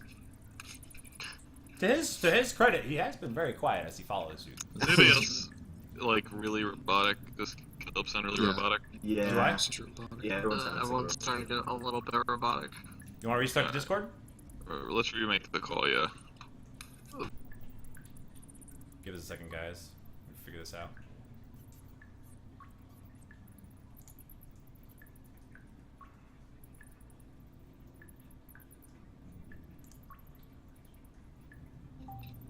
Hello? Cool. I was losing like every other word that Caleb was saying, so. Okay. Did you catch the gist of what was going on? You need me to repeat anything? Yeah, no, like No, there's no, there's voices and Okay. stuff. Yeah. Yeah, but Okay, yeah. So you hear these voices. So Crane, you start to pull ahead a little bit. Yeah. I want to barely peek into the cavern just to see what I'm dealing with. Okay. So you start to poke your head inside. You start to hear. So once again, this cavern. I'm gonna go ahead and reveal this. Opens up. You see little bits of light as you shutter your lantern. You see little bits of light up ahead. You hear these voices again. They start to be a little bit more actually intelligible to you, and you kind of hear a voice. A smooth, not a low, gruff voice, kind of like a smoother voice. Kind of, it just sounds bored. Like, find anything yet? And then, as you kind of look, you kind of hear the sound of like debris being moved aside and digging and shovels, kind of. And you hear two guttural bugbear voices. Guys, like, we haven't found anything, just like we didn't find anything 5 minutes ago. If you want to find it that bad, search for it yourself. So you see there's in this I'm cavern, fucking off immediately. In this cavern, you see there's a wide rift that fills the eastern half of this cavern. There's a stream that pours out of the wall and then tumbles down into the rift before it flows out. There's several ropes that are secured to iron stakes on the western edge of the rift that lead down to the chasm floor. And on that chasm floor, you see there are 3 bugbears. And then they're all, like, there's lots of debris down there. They're kind of, like, shoveling through it. They look like they're searching for something. Clearing out bits of the rock. Yeah. And then, up above, that smoother voice that you heard looks like a drow, a male drow, with their trademark stark white hair. Hard to see much beyond that, but dark skin. Is it common knowledge, by the way, like of the connection between drow and spiders? Is that, I feel like we're in Neverwinter, like everyone kind of knows this. Is that the case? There might be, depending on how involved people are with the general populace. I would say people like Malachi, you might not know. Crane. Malachi's there right now. I'm just Frank is inserting his D&D knowledge. Crane probably can. Yeah, Crane. Put two and two together. Crane could probably. You might have heard stories of drow and some sort of link between them and spiders of some sort. Which. Lost my spot. Right. Yeah. So, and next to. Okay, so pardon me. There's two bugbears digging down in the pit, and then there's one bugbear up with the drow on the ledge there. And you see kind of like this little mini waterfall that comes into the cavern and flows down over the edge and goes off northward. That's what you see. They haven't spotted. No, we're leaving immediately. Like, okay. Moyer, you see Crane slink back to you. I shuffle back like with the quickness, like I'm gonna. Follow it. There's 3 bugbear and a drow in there, and I really don't feel like fucking with it right now. Okay. Do you make your way back to the group? Yeah. Well, actually, I want to check out this other entrance. Or this other ledge. Sure. You peek your way in. Stairs. Stairs open up into a cavern. Cavern seems to have minerals that send strange glittering light back, and you see the side of this building, which is the first structure, full standalone structure you've seen inside of the cave. So this place opens up to a pretty big area, and that's what you see in here. You see the dead bodies. Yeah. Places kind of it's an odd clash between creepy and beautiful. Yeah, I'm gonna peek around this corner. Is any of the party in the room yet, or? Nope. No one's in there. Okay. So yeah, I guess after seeing this, I'm gonna be like, well, that's probably zombies. So we're gonna make our way back to the cleric because he fucks them. Okay. Oh yeah. So it's the normal cleric thing that they do. It's a channel divinity. Well, I've been walking on eggshells because of our boy, but he's not here right now. So. So, right, so you all come back. It's been probably about 20 minutes or so. Did I get deep enough in this cave sorry. to see that canal leads to the... You didn't see it, but I'm gonna say with a little bit of orienting yourself and kind of look, you could probably gather that that might be where that leads. Okay, so... Like, Hey guys, I think we found what we're supposed to be looking for, but it looks, how did you put it? Necromancery? Yeah, and That's a back dead the way... thing next to it. Back the way we went, we found an underground spring and a tunnel that led to the same place that canal goes. There was a few bugbear and a drow. They're searching for something. I have a feeling they're searching for the same thing we are. You don't think it might be that person that we heard that was behind everything? Black do you? Spider. The black spider. The black spider. Well, only time will tell. They seem to be pretty preoccupied, so we could check out this... whatever happens over here. Or whatever's going on over here. Seems reasonable to me. Oh yeah, we didn't want to go in with that full strength because there's a lot of, we'll call them potential skeletons, potential zombies down this way. So yeah. Okay. All right, shall we? Just like start kind of walking back down the hallway. Yep. Yep. This time I'm just gonna like walk shit. out Here this we go again. in front and just like take a big old look at what Okay. we got going on here. So you move Well, I into guess like the... here will give me like yeah I'm gonna move Okay. into the room so I can see like Sure. around. All right, so you start to see this cavern is fairly large. You see bits and pieces. Often more bodies, some stairs. Off in the distance, you actually see a second standalone building.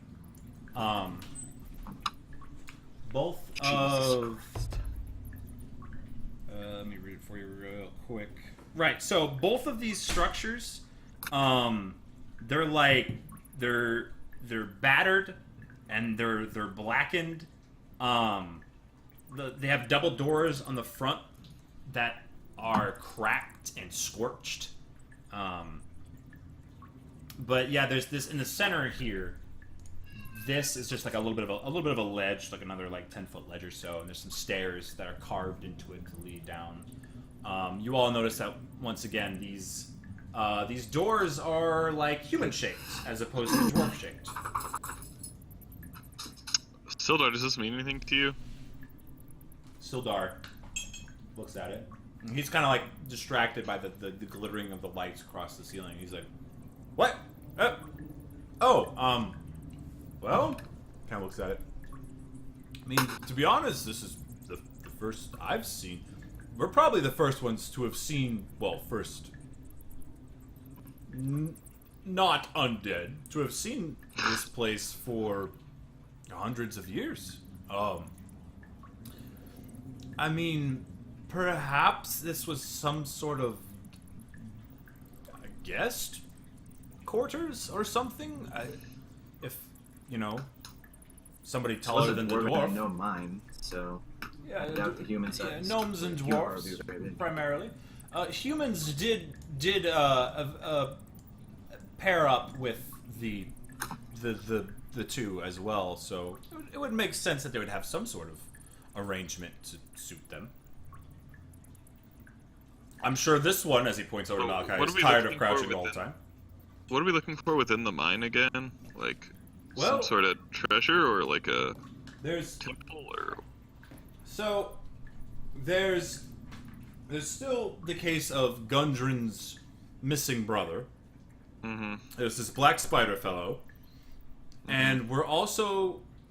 The whole reason that anybody really wants anything to do with this mine is the Spellforge, which was a sword that could make magical items. If we could find that, and perhaps Gundren and hopefully his brother could get it running again. Bring some new commerce into Phandelver and revitalize the area. Maybe they could actually afford some proper guard instead of having to deal with Redbrand. Thank you again for clearing them out, by the way. Stabbing them was my pleasure. That's just well, Maybe there's some notes in here in these buildings. So, yes, yeah, the two buildings there in front of you both have cracked double doors. Again, blackened. They look like they've been scorched. If there's anything I know about humans, is that they like to keep records of things. So maybe we should do some investigating. Right. I will follow along wherever you lead. I mean, look at the Goliath man. Well, lead on, you big bastard. Alright, well, I just, walk up because I'm just tired of trying to sneak around, and I just open this door. Okay. Probably pull it off the hinges. Sure. You know? Yeah, you walk up to the door, grasp the handles, and wrench it open. It takes a little bit of force, but they're cracked. There's not a whole lot of stuff going in. And it opens up, and you see this room inside. Bathed with a strange green glow. Good. Great. Ah, You look inside. Uh-oh. That's I don't the like thing. that looks bad. You look I inside. don't like that. Not one You bit. see a... that was a DC 15 strength check. Whatever. You wrench the doors open. You're a big dude. Dude, I could have rolled really shit and gotten that door open. It's fine. So, it says, this large workshop was badly damaged by the ancient spell battle that laid waste to the mine. Work tables taking up 2 corners of the room are scorched, and the plaster has been burned off of the masonry walls. In the middle of the room, a stone pedestal holds a small brazier in which an eerie green flame dances and crackles. The brazier and its pedestal appear to have been untouched by the forces that destroyed the area. Behind the brazier of green flame floats a spherical creature, measuring roughly 4 feet in diameter. 4 eye stalks protrude from its central mass, 2 on each side, and in the center of the body is a large eye that stares at you. "Hello," says a thick, burbling voice inside your head. God damn it, not these guys again. Wait, again? What? It's not a Nothic. Yeah. I know. But, yes, so it I says... never said. It's too it's simple. almost like a strange, like, Is he pleasant backstorying voice. again, or is he talking? Is Andrew talking here? No, this is Thorn being a dipshit. Okay. Yes, it's almost like a pleasant voice that just greets you as you enter. It doesn't take an aggressive stance towards you. It just goes, "Hello."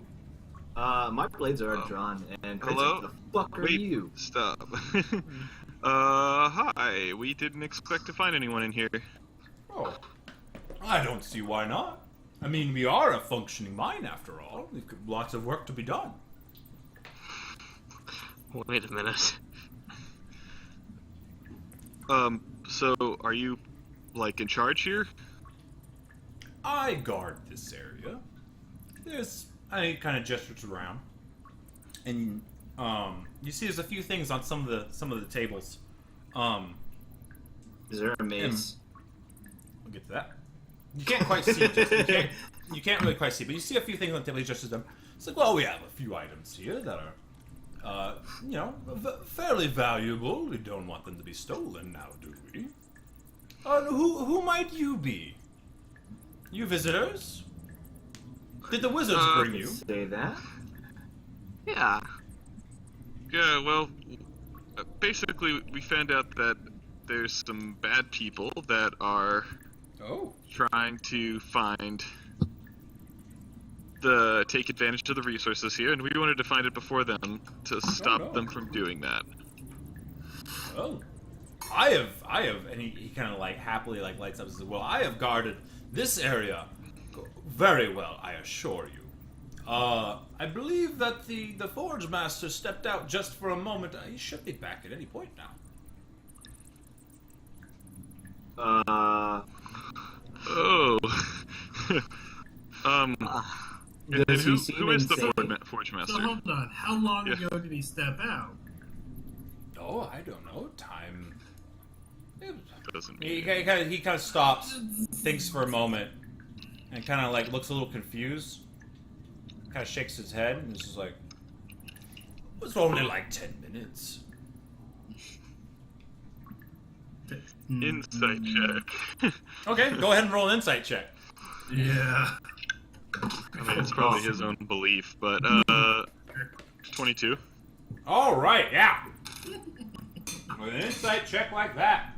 So, this strange creature, you're not entirely sure what it is. He doesn't seem like he's lying to you. He doesn't seem like he's trying to deceive you in any way. He seems like he legitimately believes what he's saying. He also seems a little confused. You kind of saw he looked confused there for a minute. And like two bits of information were kind of clashing in his head.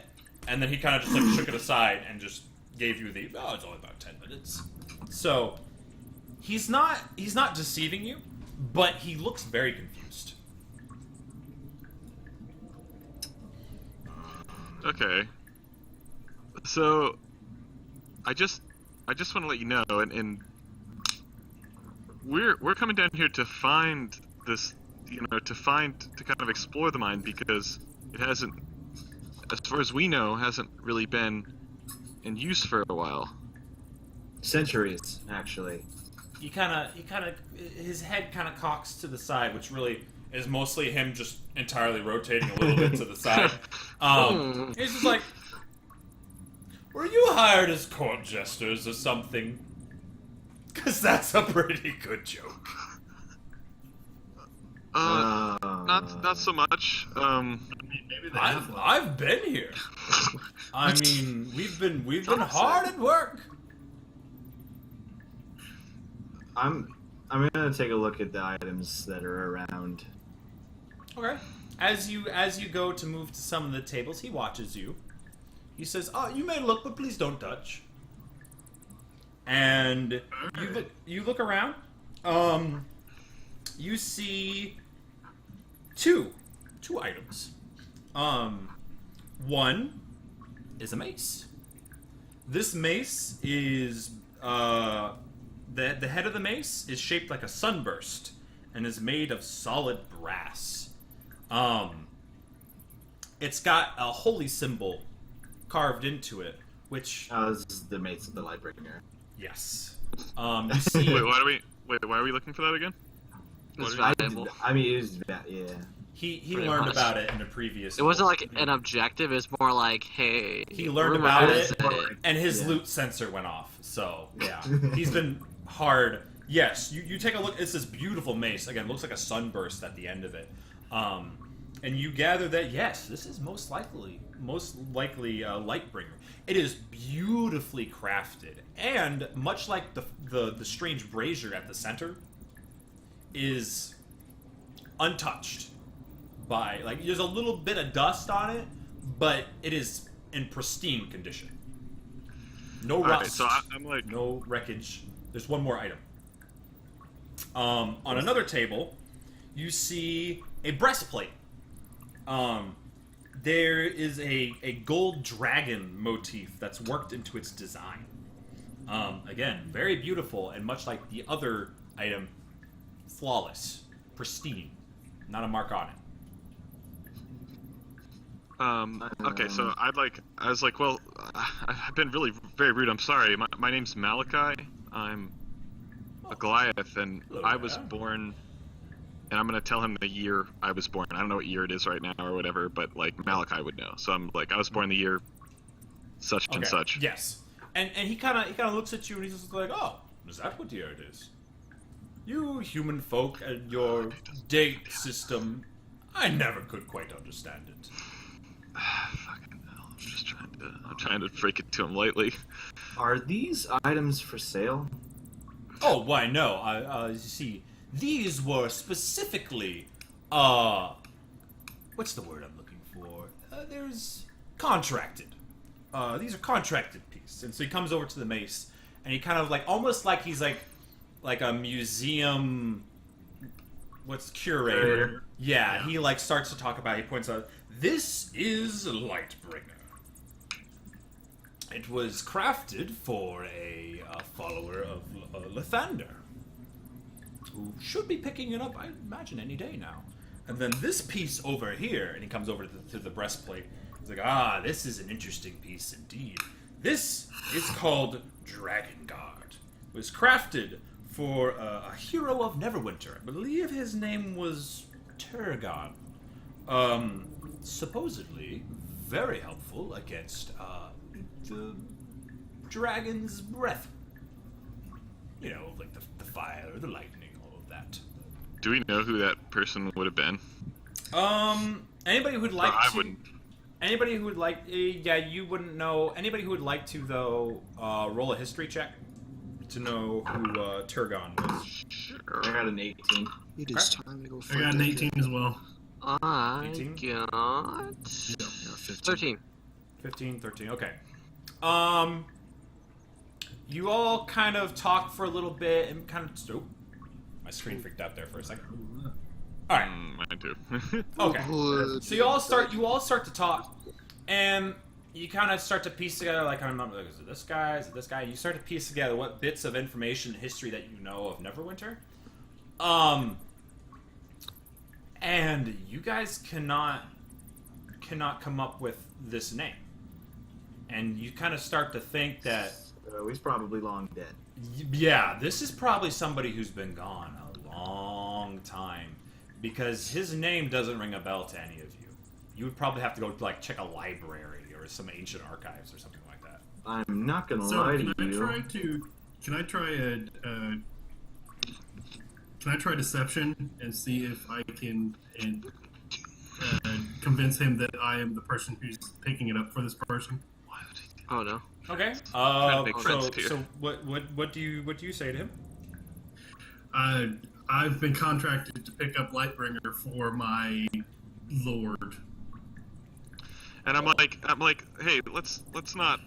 I'm gonna call you out. I'm like, let's not tell any lies here. Like this is. You need to. I need you to understand this. I know time. You don't. You might More not jokes. experience- You are a court jester.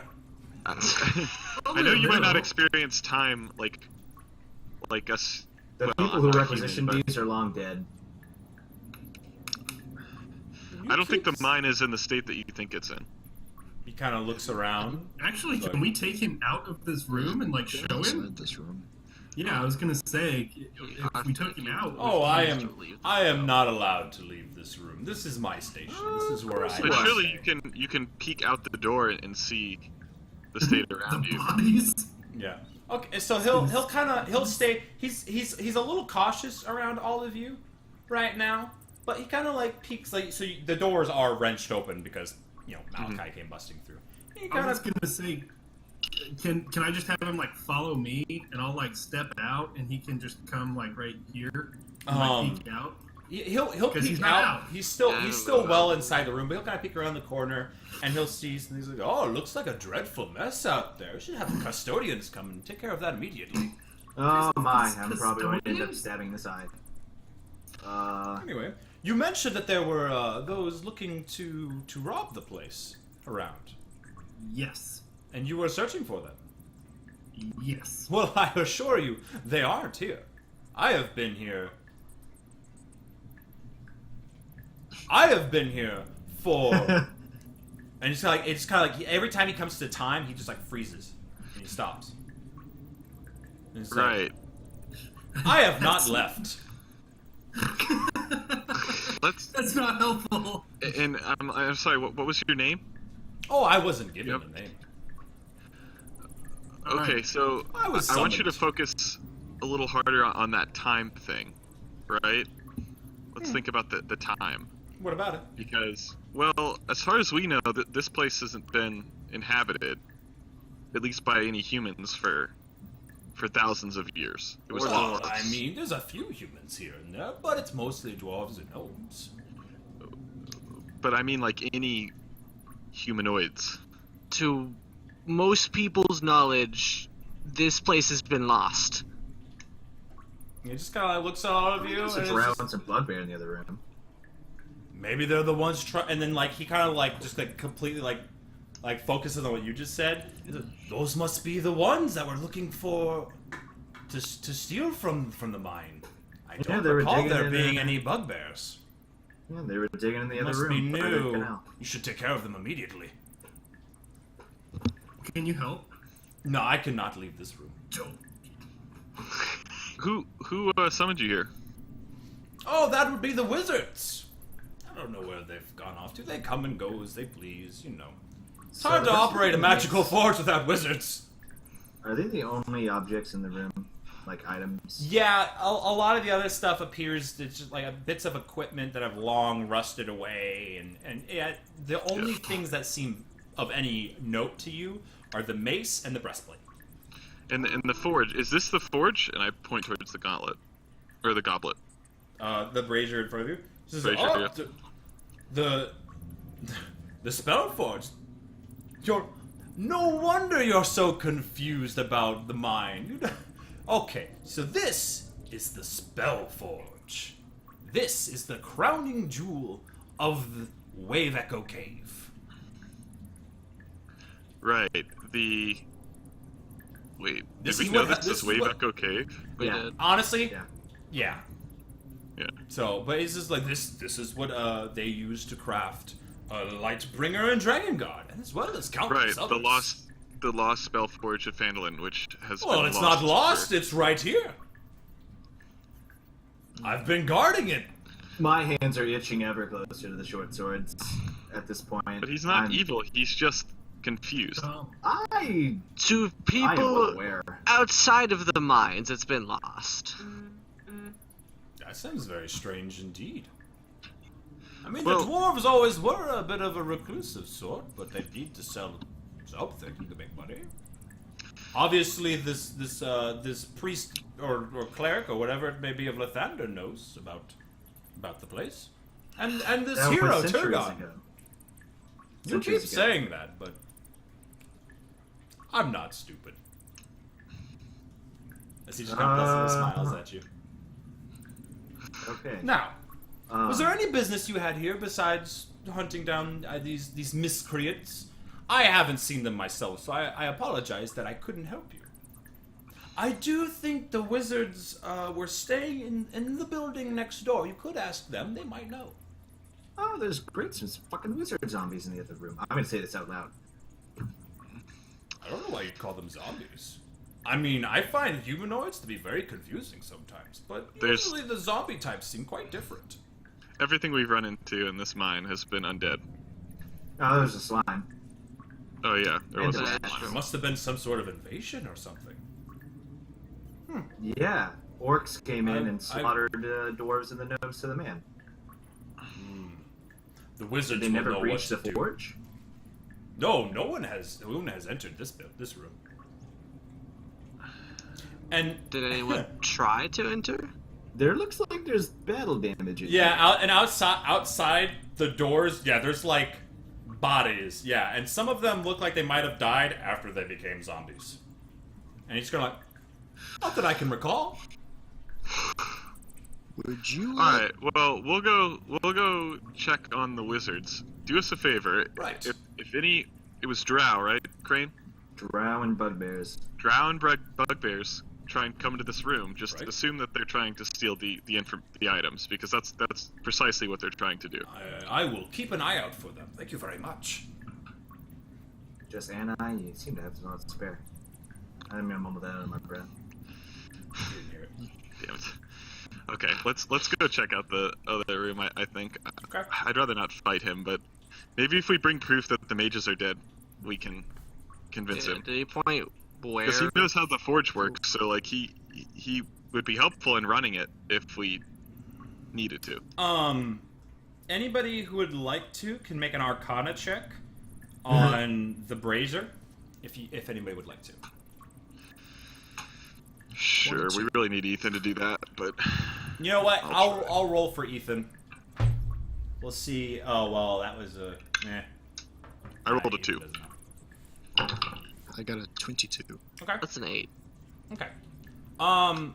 Thorn, yes, what'd you roll? an Evan. All right. You're Moyer, supposed to be the smart one. Moyer, Thorn's not terribly intelligent. I don't think. I mean, He's gonna be a really bad elder Actually- knight if he isn't intelligent. Like wisdom, yeah. Intelligence, I'm barely there. but, all right. How you gonna be an EK with no intelligence, my dude? Eh. Actually, it doesn't really matter. I say There's a they, lot of they don't have a spells that lot don't of like shield and stuff. Anyway, Yeah. so Moyer, you kind of glance at it. Kind of look at it. It seems okay. So you got this strange green fire that hasn't gone out. And you kind of take like, I think you have like a dagger or something. Probably. So you kind of take like a dagger, you pull, and you just kind of like dip it into the flames, and you pull it out, and the flames seem to cling to the blade a little bit as they kind of burn away, but they leave behind kind of this greenish glow, and then it returns to normal. And you kind of gather that maybe you're not sure how long it'll last, but if a weapon or other piece of equipment was bathed in this flame, it seems like it imbues it with some sort of boost. It'd have to be longer than dipping your dagger just that little bit of time into it, but you know, it looks like if you dip something into it, it might imbue it with some extra something. Okay. So. Guys, I think I know how to work the forge. Kinda. What do you mean? If you saw what I did with the dagger, the magic kind of clings to the blade. So if we maybe dip it all the way in there for a while, it'll stay a bit longer. Well, we could toss our blades in there and rest. Did the beholder not, the eye not do anything when I did that? He's just care? watching curiously. That doesn't appear to agitate him.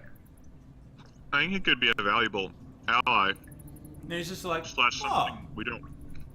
were you an apprentice? Yes. Yeah. Right. Roll deception check. Damn it. I'm charismatic. That's great. Feels warlike, man. Yeah. Hey, natural 20. Okay, well, never mind then. Doesn't matter what his freaking modifier is. Alright. He's like, oh, yes, wonderful. You'll have to excuse me. I'm not too well versed, but I've watched. But yeah, it seems like if you bathe your blade in the flame, it'll temporarily upgrade it of sorts. I think there's something that they do to make it more permanent, but I'm afraid I don't. My knowledge doesn't extend that far. But Okay. Was it magical, or could any man have done that? I mean the forge is magical. It's called the spell forge. It's used to create magical items. Okay. What So if I dip, as... Oh, what? what if I dip my hex blade into it? Oh no. Would it still do the same thing? Does your hex blade have a real weapon base? I've been taking it as the quarterstaff. How the frig does that work? Sure. Why not? Okay. I go over to Crane. I'm like, the only way we can convince this guy that the wizards is to bring him proof that the wizards are dead. I think. Well, if that And as- doesn't work, it's 6 on 1, 7. Agreed, but as the only living thing that we found that actually knows how to work that thing, it might be in our best efforts to deal with his lack of memory. Surrounded by fools. Okay. I'm gonna pull my blades out and that, like, with the brazier, can you like set them in, or will they Yeah. like fall through? Or... No, you can. He'll also set watch them our inside back. of it. So, yeah, you can set them inside of it. Once again, the flame starts to gather up and around. Do you all place your individual things in there? Why not? Okay. So you all place your weapons inside, kind of stacking them along the sides, and you sit and you wait. And and Why the he. fuck do I have holy So symbol and holy you all water? kind of like sit around and watch as this fire begins to lick up the sides of the blades. Doesn't burn anything away, but seems to start infusing these items. And then, as you're all watching, the spectator kind of says, "I should only take about a minute or so." And then you wait, and His then minute it starts. or real minute? But you wait a little while. The blades start to glow, and they get a little bit brighter until they about steady out, and then the strange creature that's watching says, they should be ready right about now. And you can all use tongs or kind of grab the edges and remove them. And the glow kind of fades, but each of your weapons seems some of them lighter, some of them, like, as you swing them around, they feel better, just a little bit better. And for now, whatever you guys have thrown into it gets a +1. So +1 to your There's weapons. +1 Warhammer. All right. Yep, for now. So what if I put my +1 longsword in there? Where'd you go? +1 longsword. Oh, That was the when we were delving and I pulled out the that did nothing. Yeah, that does not have an effect. It doesn't further. Yeah. All right. Now as you pull it out, he's like, "Oh, that looks like a fine blade already." Jonah just died. Almost, yeah. He's like, "That Jonah, looks like a shout fine out blade from the chat already." for Jonah. But I don't know if I'm I'm not one of the wizards, but I don't know if magic overlaps on top of magic. Well, It's worth a try. I applaud that. Mine All right. doesn't. All right. Well,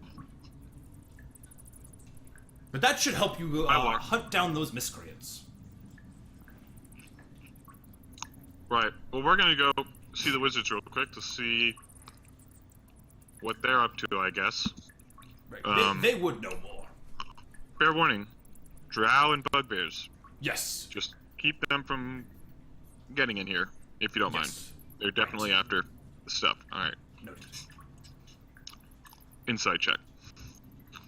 I just want to know if that actually registered. Okay. Like, is that part of his, like, one of the things he's gonna forget because it doesn't jive with his current reality feeling? Go or ahead was and roll. that, like, Yeah. paying attention to me? Go ahead and roll insight. Oh, that was bad.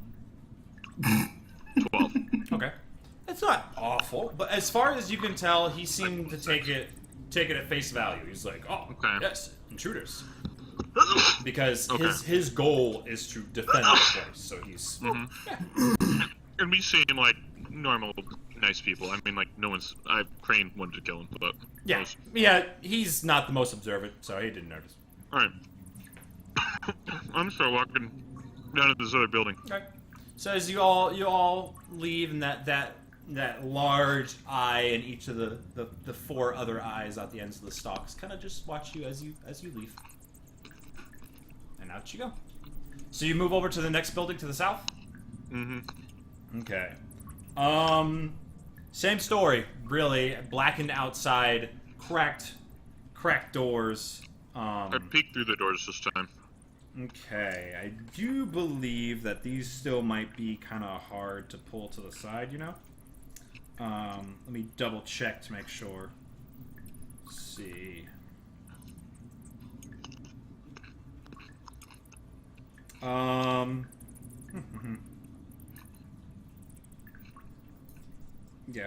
Yeah, so these doors, they're cracked, and then the iron hinges that they rest on are like partially melted. So it doesn't want to swing freely. So you'll have to kind of really brute force it again. Okay. Well, is everyone else down with me? I assume Jonah would be too. Anyone else what? Yeah. Everyone else down with me? Yeah, I assume that Yeah. you're following. I'm following you. Yeah, I'm down here. Sildar, yeah, he's just like the whole time you guys are talking to this strange creature, he's kind of just eyeing, like, afraid to like really say anything. He's just like, So these are like rotten wooden doors, potentially? These doors are, I think they're like, yeah, like thick, very, very thick. Yeah. So maybe it aren't. No, these actually, I think these are made of stone. Yeah, these ones are made of stone Shit. with the iron hinges. Somebody help me with this, won't you? Try and pull one of the doors open. Okay. I'm Who not. wants to help super rip strong. open doors? Maybe somebody else in the party who has a decent strength. Not me. All right, so you two can both roll strength checks, or one of you can roll with advantage if you'd like.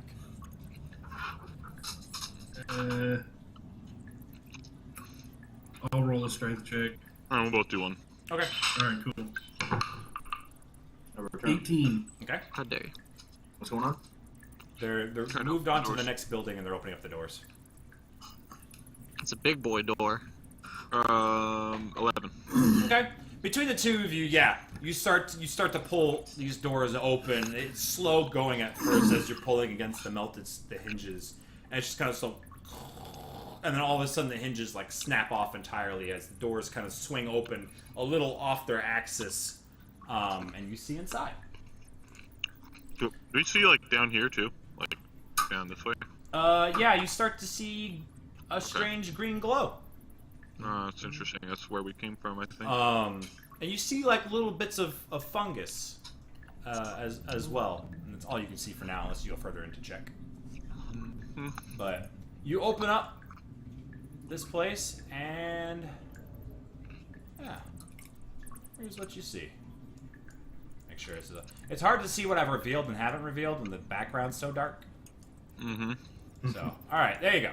So you see a room.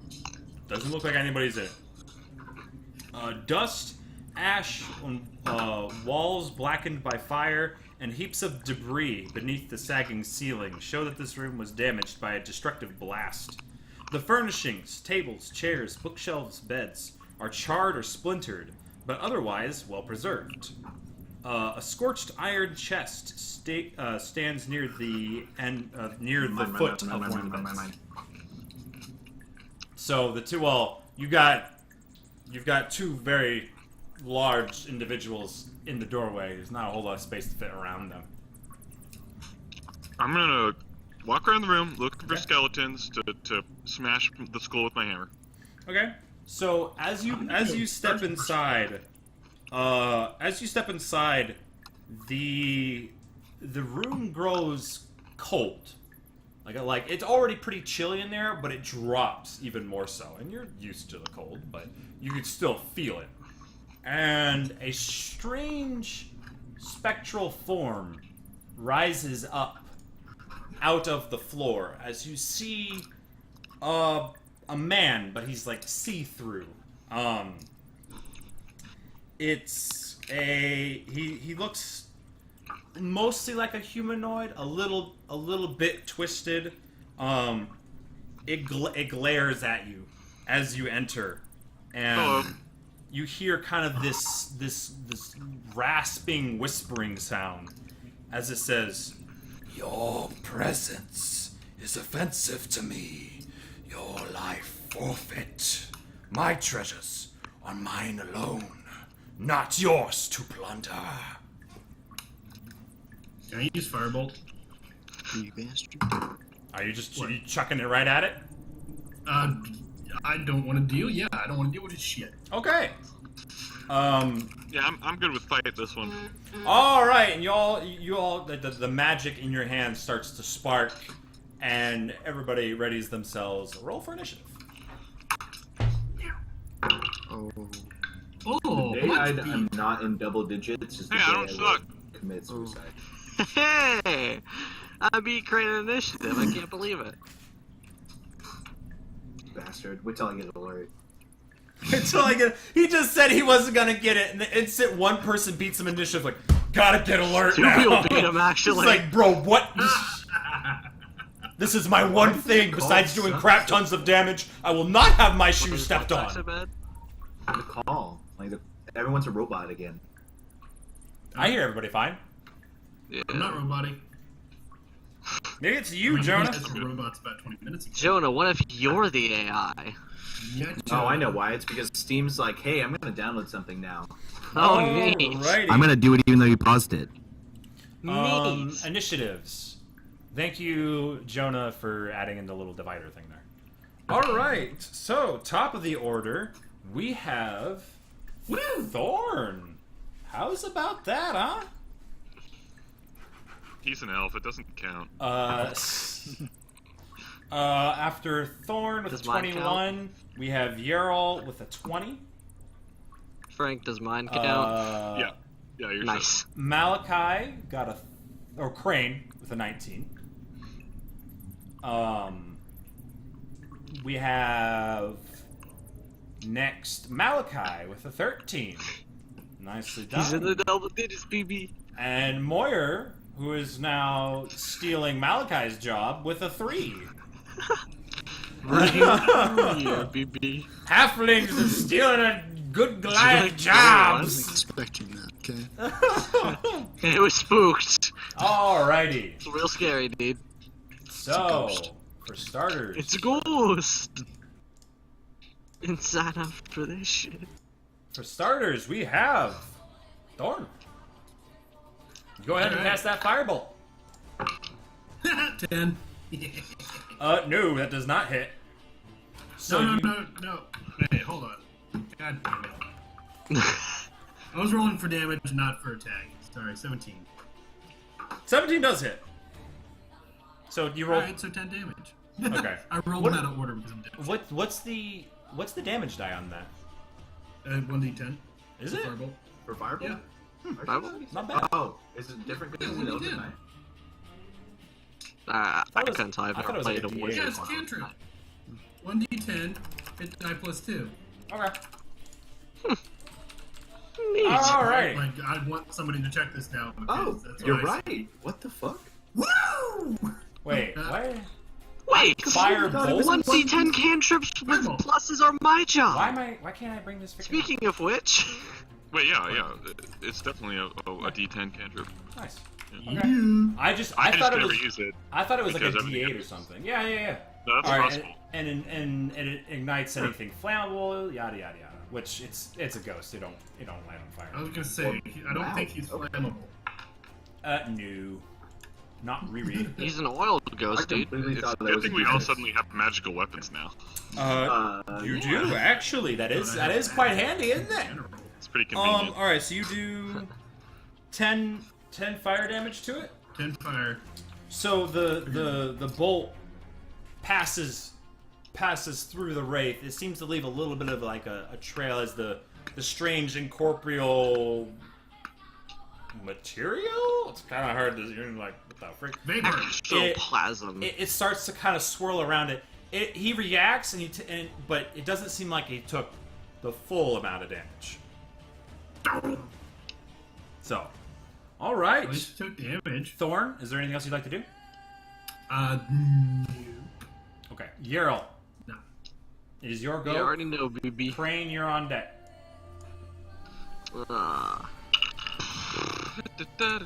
I assume an unnatural 20 hits. Oh yeah. 9 plus 3 is 12 force damage. Okay. This blasts into him, and rather than passing straight through him, it seems to make some sort of impact on him, as it like blasts a hole in his form as it kind of seals back up. He seems to take the full force of it. What's the damage again? Sorry, I totally lost. 12 force damage. All right. Seems like that was fully effective. Nice. Okay. Next up is Crane. You already know who it is. What is it? That's a 23. Yeah, it's That's a 12 though. So 12 points of damage. no, 12 to hit. Oh, the Second 12. attack. Did you add the +1 to your to hit? Yeah. Okay. Then yeah, that doesn't hit. Okay. Right, roll damage. Oh, we're alone, so I get that fat sneak attack. Yes, actually you are. Or then Plus 5. 15 damage. 15 points of damage. All right. And So me, you and slash at him. You slash at him once. He kind of dodges to the side. You come up with the other one and cut up through him, and the sword, as you swing it, kind of flares with that green light. And as it hits him, he seems very painful to him as he kind of like gurgles and cries out in pain as you cut into him with your newly magical sword.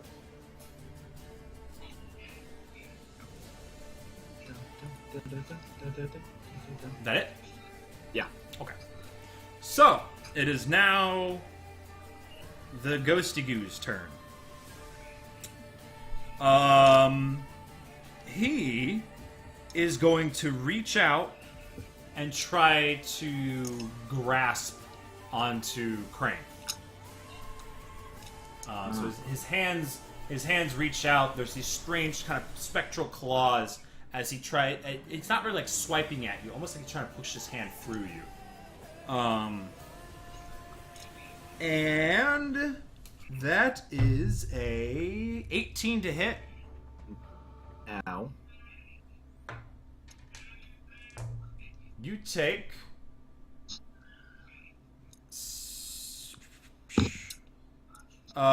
you take 16 points of necrotic damage as this cold, painful sensation lances into your chest and you feel your life force begin to drain. I need a Constitution saving throw. Oh no. Oh, well, I got an unnatural 20, so... Okay. Oh. So you feel this life force begin to be pulled from you, and you feel yourself begin to weaken, and then you kind of steel yourself and kind of like you try to yank it away, but your hand passes right through it. But you back away, the life draining effect not seeming to have taken effect on you. So, but you do take 13 points of necrotic damage. Yeah, ow. It does seem like an owl. And then, after that,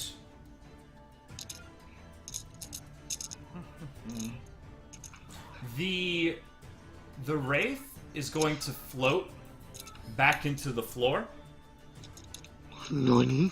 and then it is going to pop up again over by Malachi. You do not get an attack of opportunity because it went down through the floor and then popped up in another area.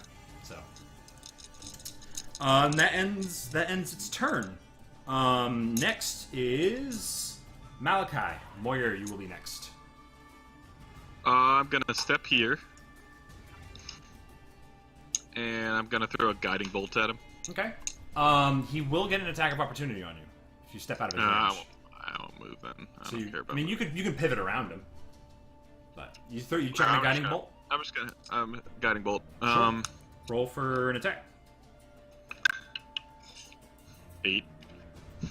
Oh, so you send out this bolt of divine energy, and he kind of like does this, like his form kind of seems to twist and undulate in a weird way as it blasts through where he used to be.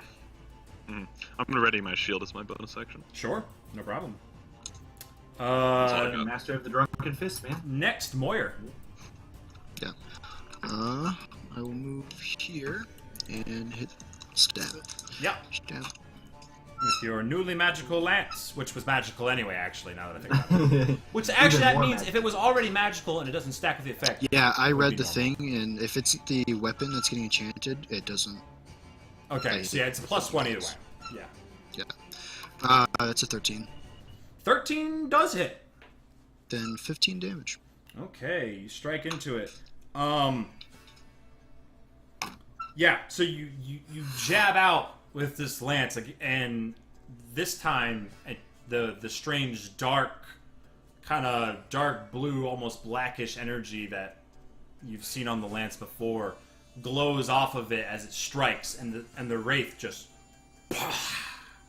and disperses. Wow. Does it go into my necklace? Yes. Okay. Yes. as it starts to disperse and it starts to kind of fade away, yes, it kind of goes. I'm gonna need perception checks from Crane. All of you. All of you except for Yarl. I got a 23. I got a not very much. I'm rolling like shit today. I got a 9. Okay. I got a 10. Okay. Crane. Mm-hmm. You notice strange little occurrence as this spectral entity begins to scatter and go to whatever beyond thing it was going to, and you see it. It's hard to tell, but it kind of like turns like this little funnel and flows towards Moyer, and then disappears. You're not 100% sure what just happened, but something. I just furrow my brows and I'm like, something just went from Wraith towards Moyer. cataloging this for later interrogation. Oh. I have accidentally landed right next to this chest, but you know, You look fate has down. divined it. Yes, you all see Crane go over to the chest. Looking around, it doesn't appear that there's any more danger immediately. In this place, yes, it's a blackened, scorched iron chest. You go to open it. It's not locked. You pop it open. Inside of it is a few things. For starters, you find you find 1,100 copper pieces. So that's 110 gold? No. It's 100 copper for once. It's 11 gold. Yeah. So 11 gold and copper. You find 80 gold and silver. So 160 silver. And then you find 25 gold pieces. So 80, 25, plus 11. So that's 105, 116. So 116 gold pieces in total. Separate that however you like. Okay. Divided by 6. Yeah, 6 because of Hunter. Yeah. So you also find 3 diamonds. Fairly Well, I'm the best upon these sized. so. Fairly sized. Which again, you all see what he's pulling out of it. So you all see the 3 diamonds. You also find a wooden pipe that's got some like platinum filigree that etched into it. A strange little thing. Could be Like worth a some smoking pipe? money. Yeah, of sorts, yeah. Kinda. Okay. But very fancy, like with platinum. Like, Okay. this So I just found is like nice. what Kanye West smokes weed out of. I mean, yeah, about that kind of feel, yeah.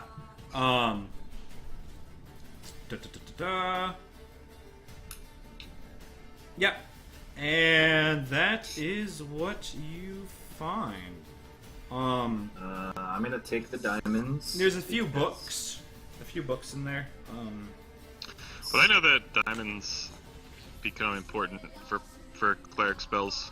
I would say that Later on. in your time training at the temple, you had seen some of the higher level members use diamonds for certain things, and so you know that one day you might be able to do something with those.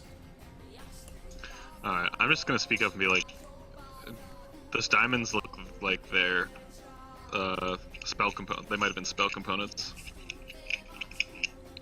I know of several different abilities that I might be able to perform or rituals rather perform in the future.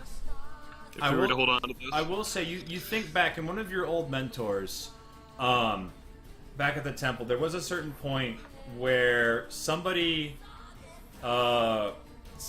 actually, one of the other members was out hunting in the mountainside. Very dangerous out in the mountains, and was never really came back. So a search party went out to find them. Brought this young boy back, and you remember specifically because this was all new to you. Because this is when you're still very new, just even the idea of what a cleric was and what they did. But you saw this boy who was dead raised to life, and the you know clerics, that diamonds were. Some of the more accomplished clerics kept an emergency diamond on them at all times. It's for, we'll just call it the more extreme healing arts. Is that your way of asking for one? I'm just saying that we don't necessarily want to give those away right away. Probably best to hold on to them. Give them away, so I to sell them, but They might be more valuable to us as diamonds than gold. That's my point. And I'm Crane gonna toss you a couple. Okay. tosses you a couple diamonds. Crane, you are semi-familiar in your time with spell components and the like. You know that he's not just making this up. I'm also familiar with diamonds and how much they're worth, so... Oh, yeah. So you toss him 2 diamonds. Okay. Well, I can't actually. They're not in D&D Beyond. Yeah, just make like a little note. That you can put them in other possessions. That's what I do. You can get them. You can get them appraised at some point, and you'll find out how much they're worth. Okay. I'll just put it as a custom. Would I know how much these are worth? Because I've probably run across roll an investigation check for me. 4. Okay. You look at them, you're like, they're decent sized. You don't know a whole lot about the clarity and the integrity of it and all that. You know they're decent sized. They gotta be, at the very least, over 50. So Yeah, my brain's probably not working the best right now. you're a little, in terms of your attention's a little spread thin right now. But you know that they're worth a fair amount, over 50. I'm looking specifically for a symbol or something like that of the wizards, right? Some sort of like, kind of Okay. like emblem. Everyone gets 19.3 gold. You look around, and it seems like most of what was in here, besides the things protected by the chest, are just like burnt or like vaporized. I mean, this place has been wrecked by this explosion of some sort of arcane spell. There's not a whole lot there to find. Mm-hmm. But like, I'm looking for anything, even if it's like half gone. Okay. Like some sort of symbol. Like they had to have like a wax seal or something, right? Like that's what I'm thinking about. Like Okay. anything. I mean, I will say, like, literally, like, there was an explosion, an arcane explosion inside of a small enclosed space. Okay. You look around, you might be able to find like a half burnt and the rest of it that's not burnt is like rotted, like falling apart, like cloak. A little bit of one left. Well, hopefully the pipe will be enough proof then. But yeah, I'm gonna like say that to the group. I'm like, I'm not finding anything that could be proof, so hopefully the pipe will suffice. What was etched in the side of it? In the side of the pipe? Yeah. It's just like a fancy like design made out of this platinum. It's nothing. It doesn't. It's not like your name. No, it's purely. It's like almost like a florally design made out of platinum. It's well carved. It doesn't appear to have any kind of like arcane or historical significance. Okay. Just a really nice pipe. It's a good old Kanye West pipe. Oh, what's in here? Ye old and Kanye West pipe. Give me just a second. Which part? What's in where? The bottom of the what's in this room. What is that supposed to be? That is a good freaking question. Looks like... Yeah, I think I think that might have been... Yeah, so... You know what? Yeah, I'd say look inside. So the door is kind of blasted. You peek inside. It's like a bit of like a closet of sorts. I'm gonna say, yeah, you could probably find a few more intact pieces of clothing, robes of sorts. Again, they're pretty rotted, but there's at least more of it there. So, a little strange storage area. You see some old, rotten, broken casks. If they were liquid, it's evaporated away. If it wasn't liquid, it's a strange, disgusting smelling, fungus-ridden sludge at this point. So Yeah. Okay. you find a few other robes that are mostly falling apart, but you know, bits and pieces. I feel so bad for the people Gundren hires to clean this fucking place out. Well, shall we go back to the eye and see if we can convince him to hand over the items? I think hopefully we got proof that the wizards are not coming back. Yeah. I'm a little concerned about this fungus. I feel like we should take a peek over there. Yeah. We can Jesus, assume they're that not going anywhere. we can assume that the bugbears are coming from one direction. I don't want to get flanked by another. Okay. Okay. I'm gonna sneak and peek down the corridor. Sure. I'll start opening this up. You see an open into a cavern. Boy. And you notice this green glow is from just like this dense carpet of weird fungi. Like they're bioluminescent? Like, Yeah, and they glow. Yeah, they glow.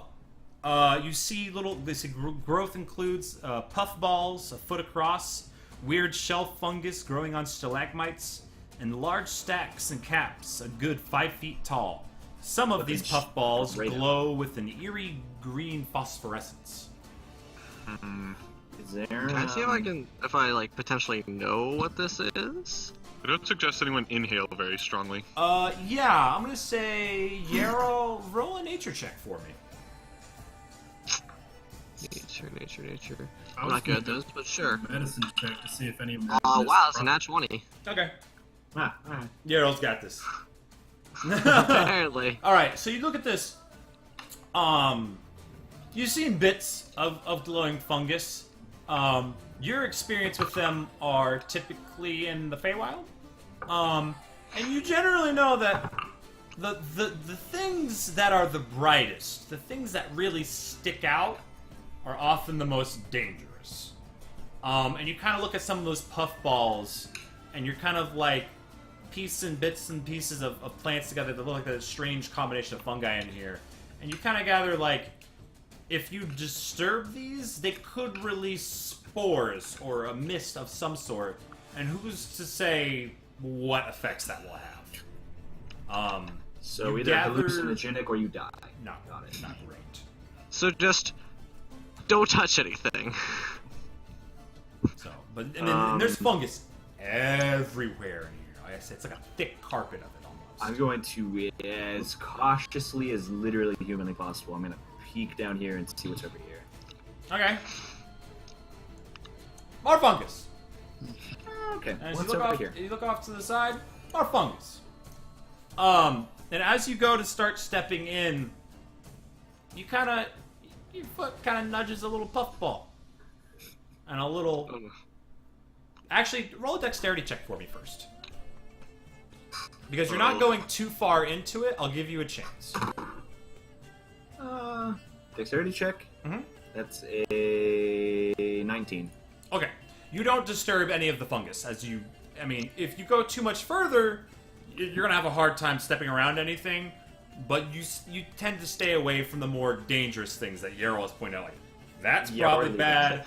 That might be okay. Still glows green, though, not 100%. That's definitely bad. Do not touch anything. So, yeah. Bad room. You kind of get a lay of the land. It's mostly I'm like, just no wonder, fungus. no wonder no one's found this place. Yeah, we're Alright. gonna That's go what back I to like. the eyeball. Okay. Eyeballs. Yeah, go back to the table. So you Yep. move your way back towards the Spellforge? Yep. Mm-hmm. Alrighty, sure thing. Alright. So, you find your way back to the building, and pretty much the exact same spot. Like, hasn't even moved, almost like a muscle since you guys left. You see that strange, floating little creature. As you all walk in, you hear this thick, burbling voice inside of your head. Hello. Does he recognize us? He's kind of looking at you blankly, kind of like expectantly. Yeah. Hi. We spoke a couple minutes ago. Do you remember that? I don't recognize you. Oh, okay. I think So- euthanasia is... Are you new here? Did the wizards bring you? Do anything mean? Can I go ahead with my plan that I originally wanted to do? Death is an option. That a certain cleric wouldn't let me do? So here's the problem with that is that we need to. Our whole goal is to use this forge. So if we just trick him and leave, we can't do that. Well, he won't remember. Yeah, great. It seems like he Yeah, has. he kind of looks quizzically at all of you. He's like, if you're looking for information about the forge, I'm sure the wizards could help you out. Yeah, we just checked over there. Wizards are dead. And I'm gonna go back to the conversation we were having. Oh, that's silly. They must have just stepped out. No, seriously, show him the pipe. Malachi. Show him the pipe. I'm gonna take the pipe out and be like, do you recognize this?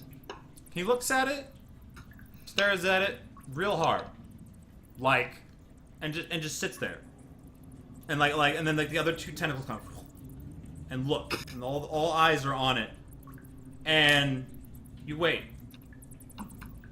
and you wait, a very awkward, uncomfortable, like 30 seconds, and then he kind of goes, Mormesk, that was his name. He must have dropped it. He was very fond of that pipe. No, we kept we it in found his it in his chest. chest in a room that was destroyed by some sort of Arcane explosion. arcane explosion. Oh, the last I saw of that place, it was doing just fine. When's the last time you saw it? He told me to pick it up. I am here to pick up his stuff. Sure. Do it. Yep. But I am his here pipe? to pick up his stuff. His Nope, pipe? I am here to you have it right there. pick up his. Pick up I'm what? here to pick up the mace and the breastplate for him. They're for different people. I don't for recall different- Mormesk ordering the go ahead and roll a deception check. Ooh, 20! Woo! Is there anything I can do to like?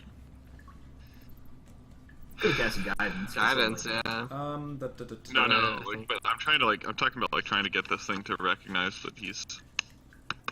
I don't have any spell slots. And if I did, You I'll have a rolled short a person. 20? Yes, sir. Okay. Oh, sorry, unnatural 20. That was a 7 Yeah. plus 3. So it kind of looks at you. And what he says, like, I don't recall Mormesk ordering these items. I suppose it's possible that he was ordering to have them sent out to them to be delivered. If you could Yeah, find him because- and bring him here, and then I would be more than happy to offload them. God damn. What did he look like? He was, let me think. He was a human. Oh shit. Older, longer white beard, and it's a bit of a sourpuss, if you ask me. A bit of an angry type. I think we have a sour puss. Very, Very Clean. protective of his stuff. very, yes. Matter of Yeah. fact, I'm surprised he let you touch that pipe. He was He quite... didn't. Yeah, He's it's dead. almost like we can only do it over his dead body or You something. better be careful then, if he catches you with that. Oh, he's gonna have your hide. Yeah, well, you see, He tried. he already Found tried. his hide. And he looks at So, you. man, He's like, "Did you kill Mormesk?" No, No, he someone didn't. else did a long time ago. We just found it. I'm gonna lean over to the cleric and be like, Persuasion check, Yeah, okay. because that's not a That's lie. that's 24. So That's Should I roll for it too? 17. Unnatural 20. No, it's fine. So he kind of looks at it, he's like, someone killed Mask. That's tragic. Orcs I mean, invaded centuries ago. To be honest, he was like I said, he was a bit of a sourpuss anyway. I don't know why I'm too broken. I'm gonna lean over to the cleric and be like, I honestly feel like euthanasia is the nice But- course of action. But here." there were other wizards that will take up his post. You guys are getting more and more getting the sense that like whatever you place before him, he either just like if he can't explain it away, he just diverts attention. But like his mind straight up will not grasp what you are telling him. And I would say after all of this time talking with him, you've gathered more and more of this. He's not getting it. He's not there. Yeah, he's either insane He or totally thinks that this is a perfectly normal, functioning mind. Matter of fact, everything you told him 20 minutes ago, he forgot. He forgot. He's deranged. He doesn't know what's happening. But he's been tasked with one objective, and that's what he seeks to fulfill.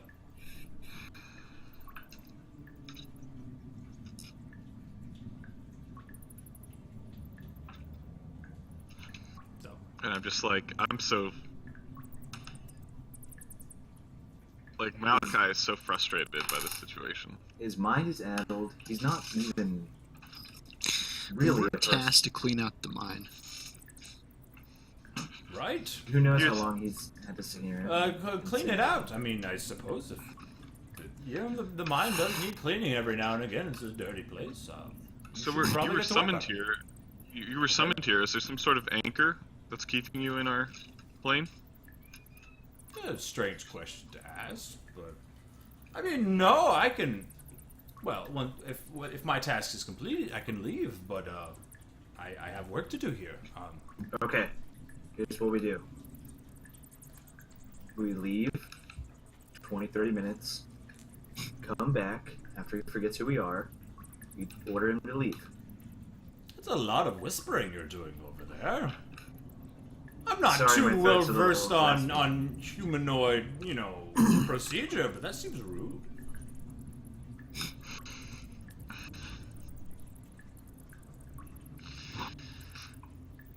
What'd you like to do?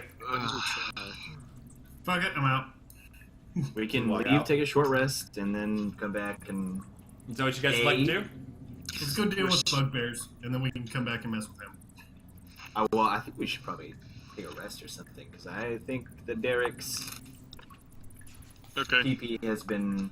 Yeah, my spells are gone, so Okay. I got blasts. We'll go take a short rest. Okay. As you leave, he's like, "Good luck with your cleaning. You're doing good work." At least he's peppy. Where would you guys like to take your short rest? Let's do it in the creepy zombie room. Yeah. The furnace? Wait, There's a few creepy zombie rooms. In the bioluminescent room. Let's go do some No. shrooms today. Which Let's place go are you guys no. going to? The furnace? Yeah, furnace room. I'm gonna sit on the bellows. Okay, so you guys will take a short rest in there? wait, we Yeah. won't be able to see the... If the other people come, we won't be able to see it. Let's just do it in the hallway here so we can see if anyone comes down those stairs. So, Okay. So you... though, I wonder something. This is more of a hypothetical potential plan.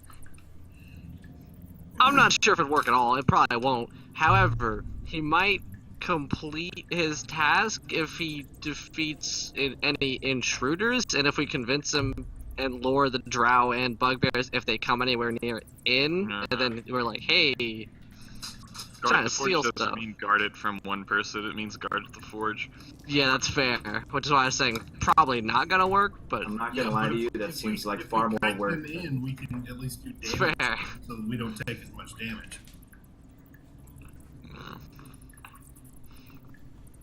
So, you Can't leave guys the room, you guys right? sit down, you've Sweet. begun your short rest, you can talk about what you'd like to do. Say we do what I said. Convince him we're one of the... Yeah, convince him to leave. But yeah, he can't leave the room, so we could just kind of sit outside and Shoot. 8. He is a giant eyeball. I would assume he has spells instead of slapping me with his eye tentacles. So, Why are we getting slapped with like tentacles? I'm gonna use to my hit die.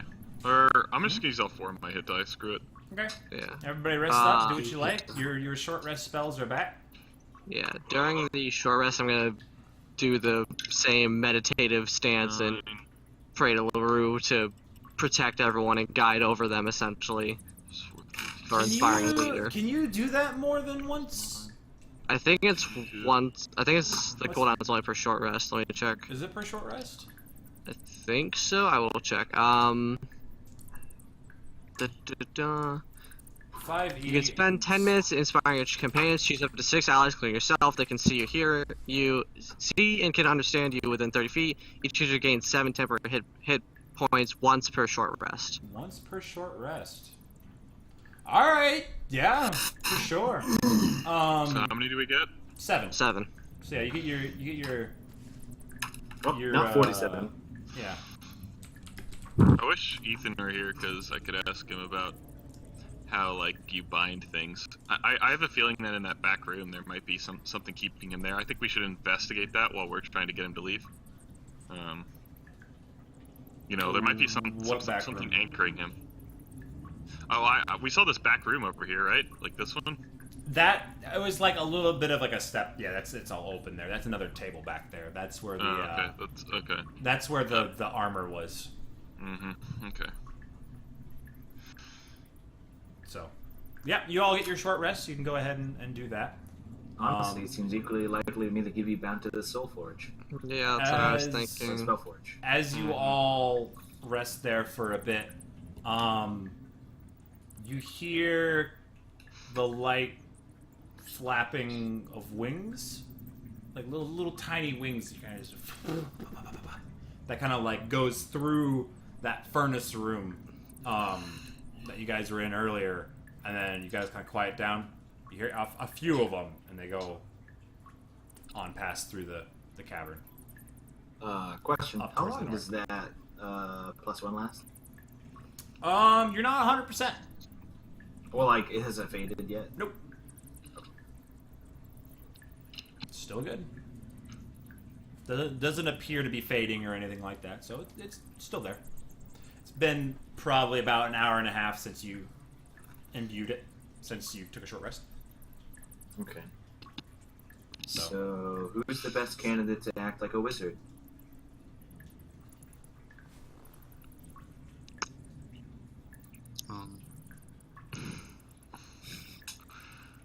Anyone in?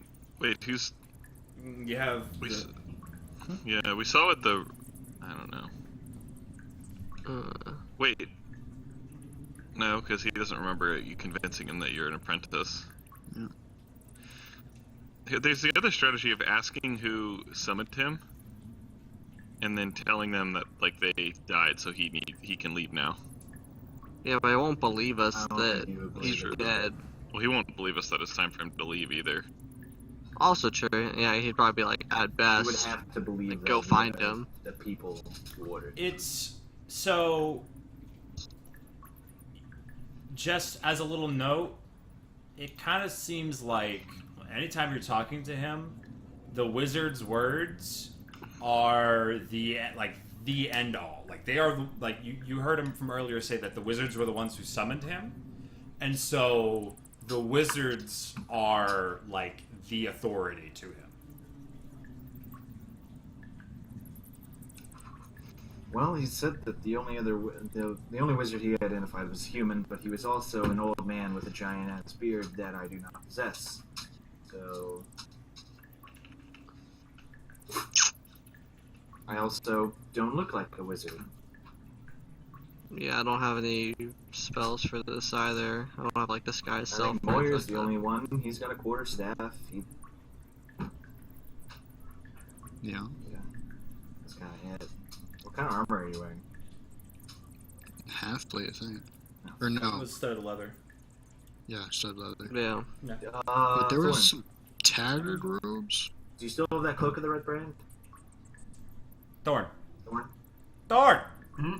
What? Do you still have that cloak of the red brand? That's what I'm trying to find, actually. Oh, well, ain't that convenient.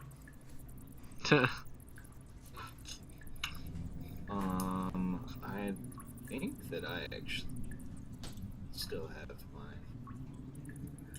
Shit. I thought I still had those cloaks, but I'm not sure. I have my cloak still. Okay. I never got rid of it. Yeah, I think I actually bartered mine off as just cloth Sure. in town. So yeah, you're the only one with the cloak. Okay. Sorry.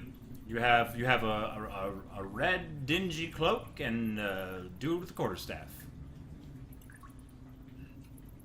If only Well, I with also my have illusion. normal staff as well. But Okay. You also have a fairly high charisma because you're fucking whatever the fuck. So, alright. I'm gonna give you the cloak. You pretend to be a wizard. We can Dwarf try wizard. this as many times as we need. This honestly. this cloak, which was more like a shawl of sorts, looks a bit more full size on you, being as small as you are. That makes it more authentic. yeah, So, fine. okay. Now, with him, you need to be commanding. You are not the inferior here. You don't request things, you order them. Okay. Got it.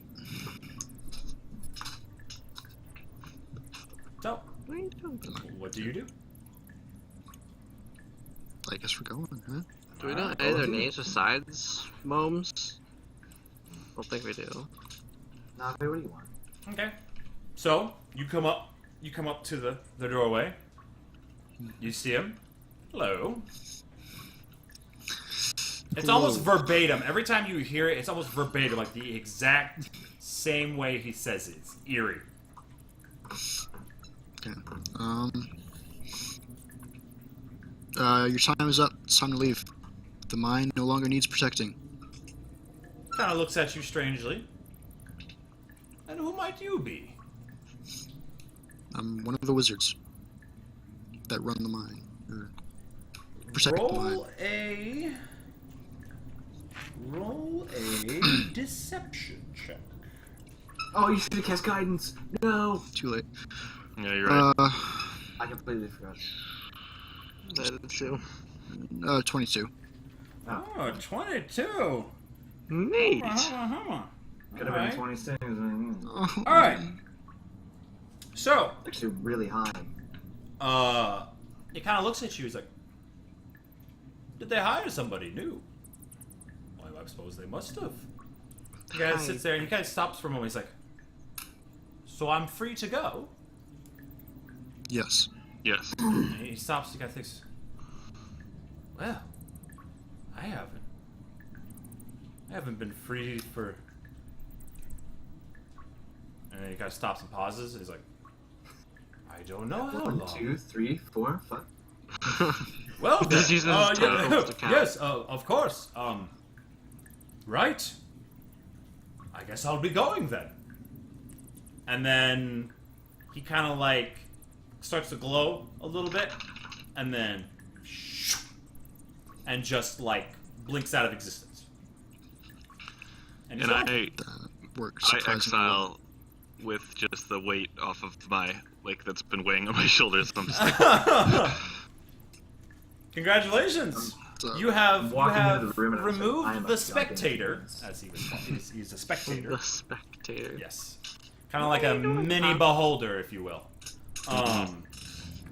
And you've removed him without having another fight on your hands. wow. So you go Not having to inside, you kill see any instant being. the mace and the breastplate. this is a holy mace, huh? Yes. It's the Mace of the Lightbringer. I was told about this by one of my contacts before you even came in here. Do you know what it does? It's a Mace of Lathander. That's all I know. Now I'm well versed in clerical items. Called the Lightbringer. I read the breastplate. Okay. I think you're the only one that can wear it. So. Breastplate I can wear is medium armor. Yeah. I can wear that. Oh yeah, so I am probably the one spec'd into medium armor. Or I say Moyer can wear medium armor. Yeah. Yeah. Let's see. So,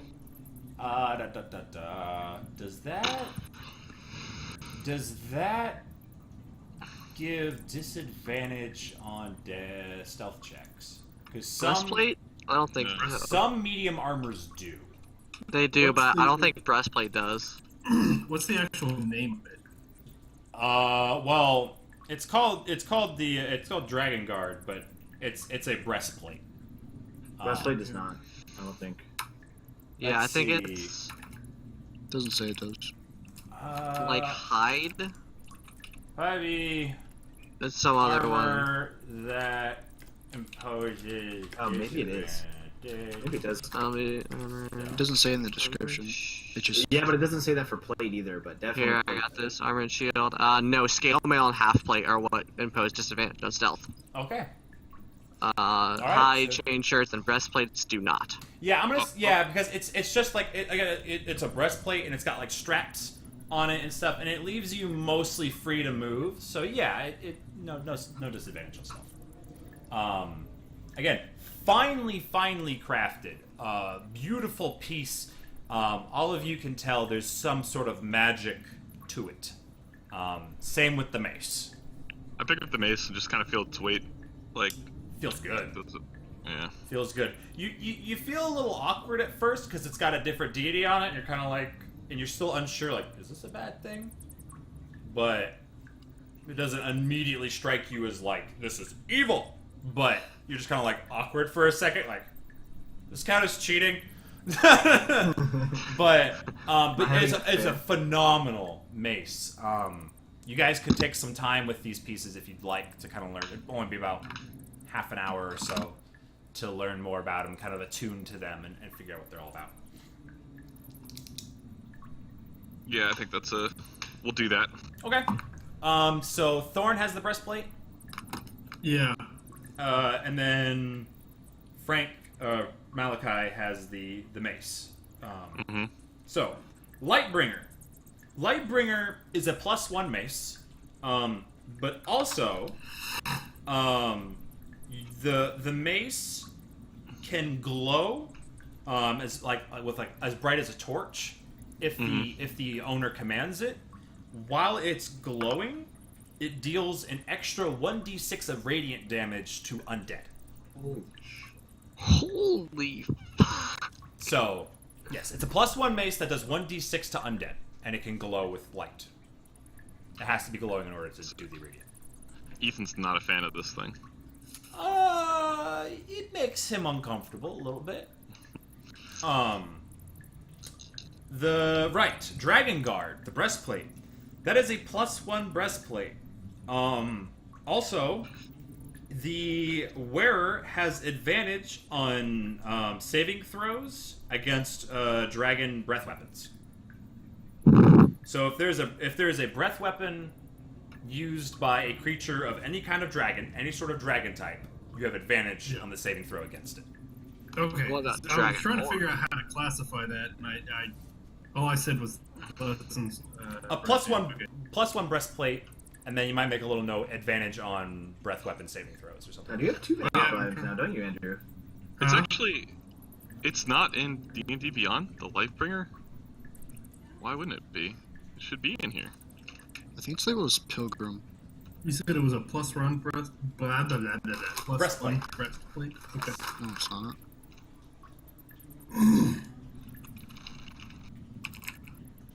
So, Oh, the Lightbringer, actually. Here it is. It's locked under Lost Mines, which I'm not going to purchase just to Just for that. be able to put it. yeah. So yeah, it's a +1 mace, and you can just make a little note that d6 to undead, and then a +1 breastplate, but advantage on saving throws, breath weapon saving throws.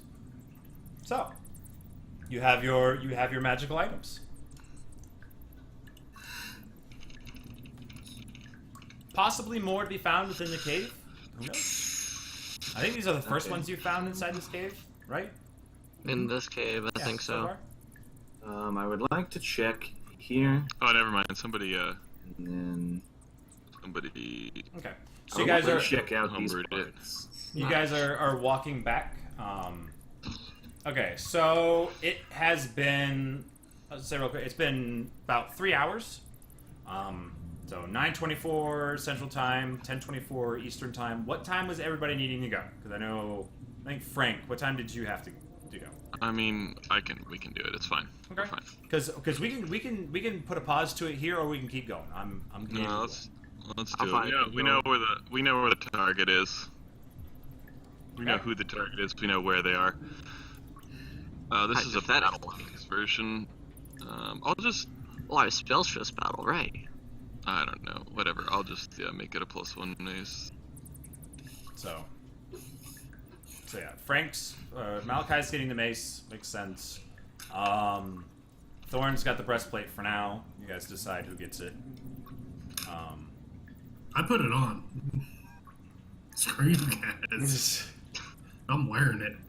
I want to check out this while they're Okay. doing this. So are you all returning back to like the furnace area or whatever? Yeah. I'm ready to head out. All right, so you all make your way back to there. Crane, you see this door that Wait, why are we going furnace way, guys? Why are we not just going back around? We know where the guys are. Yeah, Well, the the canal the leads tunnel up straight to here. it. Yeah, because it'd be yikes to try and go through this way. Okay. For Wait, you and what me, tunnel? mostly. Especially this tunnel. Okay. Okay, that's fine. Yeah. okay. Are you checking out the door then? Yeah. Okay. The door is cracked open. There's still light coming from the inside of it. And you hear a couple voices. Again, it's like kind of this weird like deja vu because they're lower, gruffer voices. And then you hear one that sounds just like a regular dude. Yeah. So you could hello. You could stay at the door and try to listen in to really hear what they're talking about or whatever you want to do. Yeah, I'm gonna try to eavesdrop. Stealth check. I'm gonna say with advantage because Man, I'm really missing behind out on the my door, thank guidance. God. My fucking guidance. Oh God! I rolled a 5, then I rolled a nat 20. okay. Well, they rolled like garbage anyway from perception. So, but yeah. So you kind of ease up. You kind of listen in, and you hear. Nice. You hear these smaller, gruff voices. Not smaller, but these lower, gruffer voices. He's like, too much standing around. And then you hear another voice is like, be quiet for a second. There's a lot out there, and we need to come up with a good plan onto how we're going to take care of it. The bugbear is just kind of like, planning. We've been at this for hours. So bickering back and forth about, we should go. Like, no, there's a lot of crap going on out there. We can't just run into this. Things of that nature. So I'm gonna beckon, or I'm gonna move back, and I'm going to be like, there's a bugbear and what sounds to be a normal humanoid in there.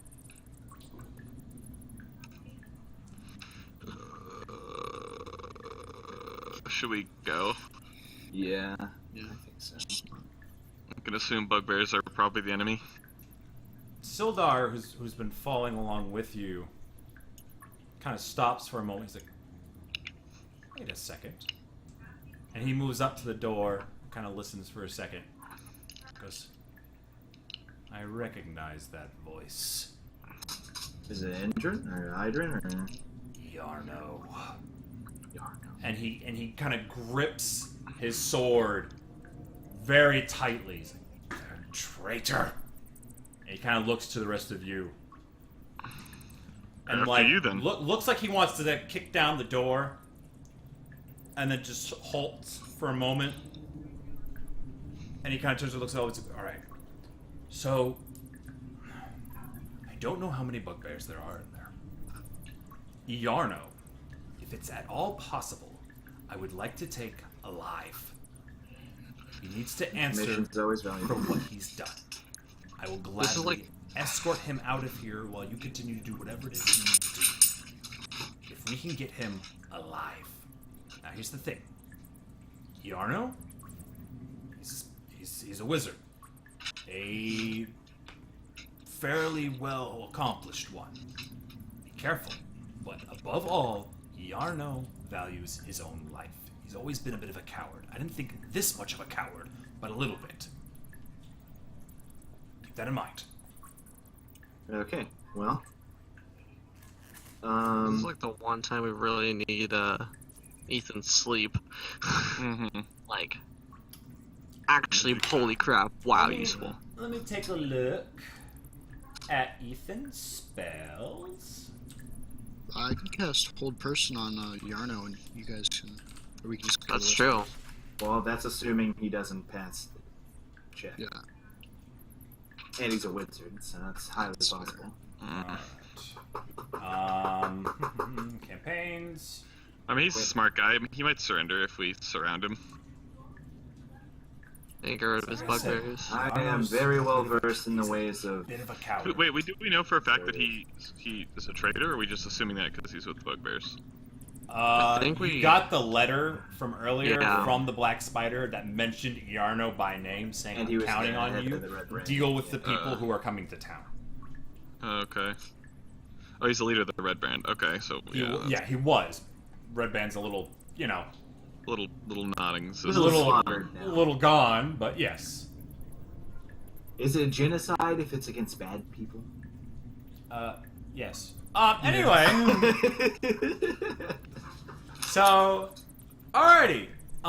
Yeah. So, what would you guys like to do? I'm gonna go ahead and say that I will go ahead and I'll cast a sleep spell from Ethan, and then he'll kind of mostly be not present. Well, I say I'll we cast a kick sleep in the spell. door and go stabby. Just let me know when you guys want the sleep spell. If you want it right off the bat and centered on Yarno, or if you want to wait a little bit, whatever you guys want to do. okay. I think ASAP would be It nice. does. Yeah, He's he's also a on wizard. Yarno. He does. Mhm. Okay, so you roll 20 feet, choose the point, starting. Sleeper takes yada yada yada. How much do you roll? Okay, you roll 5d8. That's how much. And if his health is below whatever he rolls for 5d8, equal to or lower than, he falls asleep. Okay. Who's kicking in the door? Okay, so you all post up. I'm a pretty solid door kicker. Right, yeah. You go right ahead. So, just for kicks and giggles, give me an athletics check, Malachi. How hard do you kick this door? You're gonna be disappointed, my friend. 9. Okay. So, you all get ready. Post up. You kick the door. Door goes shoo, boom, and slams against the stone wall. And you all rush in. And you see inside. You see That's a lot of bugbears. That is a lot of bugbears. there I are. may have miscalculated. Okay, so there's 3 of them were asleep on the beds. They startle awake and look at you. 2 of them, by this fire in the center, turn around and look at you. Zoom this in a bit more so I can actually see what I'm doing. All right, turn around to look at you, and then back behind all of them, you see a man with a dark beard, clutching a staff, a beautiful staff made of glass. Glass staff. Oh, yeah. What do you know? As they all look at all of you, and Sildar rushes into the room and says, "Yarno, you coward! You will pay for what you have done. Give yourself up." And Yarno, which was like a little taken aback for a second, Wait a minute. A Like- little surprised. What the fuck? was like, yes, those are the ones. Kill them if you please. And No, please. the bugbears begin to rise. I'm gonna say, because you guys blasted in there, the surprised. ones on the beds are surprised. Yeah. So, Oh, wait, we should probably roll initiative. yeah. It's initiative time, boys! Could be helpful. Ooh, I don't suck. Alright. I do. I do! It's not bad at all. That's still what it is, dude. Oh, Yeah. dude, you should Look have at what had I alert. Okay, let me roll. Let me roll some initiative. Known as the alert time. Even with a 1! You rolled better than Moyer last relay. So there are... We'll start marking bugbears. Think about it, if you had alert, that'd be an 11. 1, It would. It would fucking be an 11. 2... Bunch of alert junkies over here, I swear to God. I've never even taken alert. Like, But I need more Tyler, you're a bad influence. What do you mean? You're a I need bad to- influence, Tyler. You know. You know what I mean. so mean. Like, I definitely am not probably gonna get alert. So Well, Well, actually, I might. Like, but 2, only at like level 20. 3, That, 4, that makes sense. 5, 6 people in the room. 6 sets of initiative. All right. Oh my God. They got nothing. Yes. Not all ones. exactly Confirmed. full on spell slots right now, so I'm a little nervous. Because this isn't even like the boss. Wait, what about the sleep spell? Does that go off first?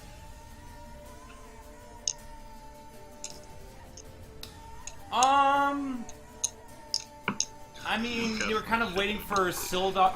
He'll do it as soon as he can. But I mean, Sildar was kind of calling out to Yarno, giving a chance to kind of give himself up. But yeah, he'll get there. Right. So we have okay, and then we have alrighty. I wish I had Lucky so fucking bad right now. So you don't need alert, you just need lucky. Easy clap.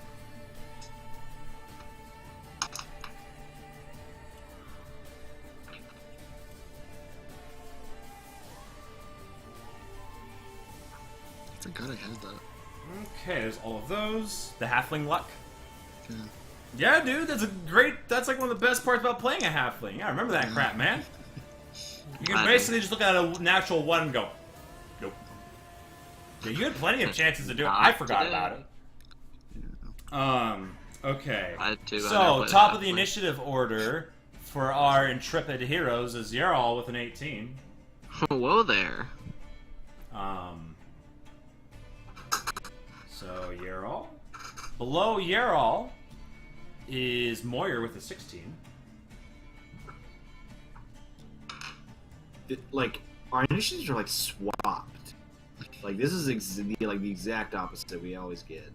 What do you mean? I'm not like, yeah, like I'm not at the very bottom, like rarely, like just when I roll bad. I'm not like super good decks, it's just like Okay, and then it was, yes, Moyer. And then after Moyer with a 16, you have Thorn with a 14. After Thorn with a 14, nope, pardon me, Malachi with a 15, then Thorn. Okay, and then after that, we have... So what on? Trading troops. Is it, yeah, freaking Crane with the 6. bringing up the rear, That is baby. rough stuff, my dude. Rough. It would be nice if I was bringing up the rear, but will you look where the fuck I am? Bringing up the rear.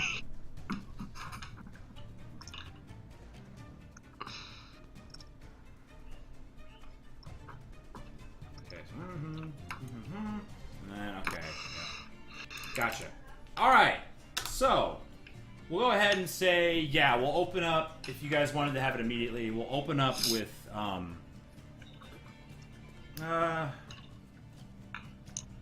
let's see, let's roll initiative for Ethan, who I don't think has much, I don't think he really has any dexterity. I have his character sheet pulled up. Let me check real quick. I got too many tabs. Alright, Ethan has initiative of +1. Alright. So that's when Ethan's going.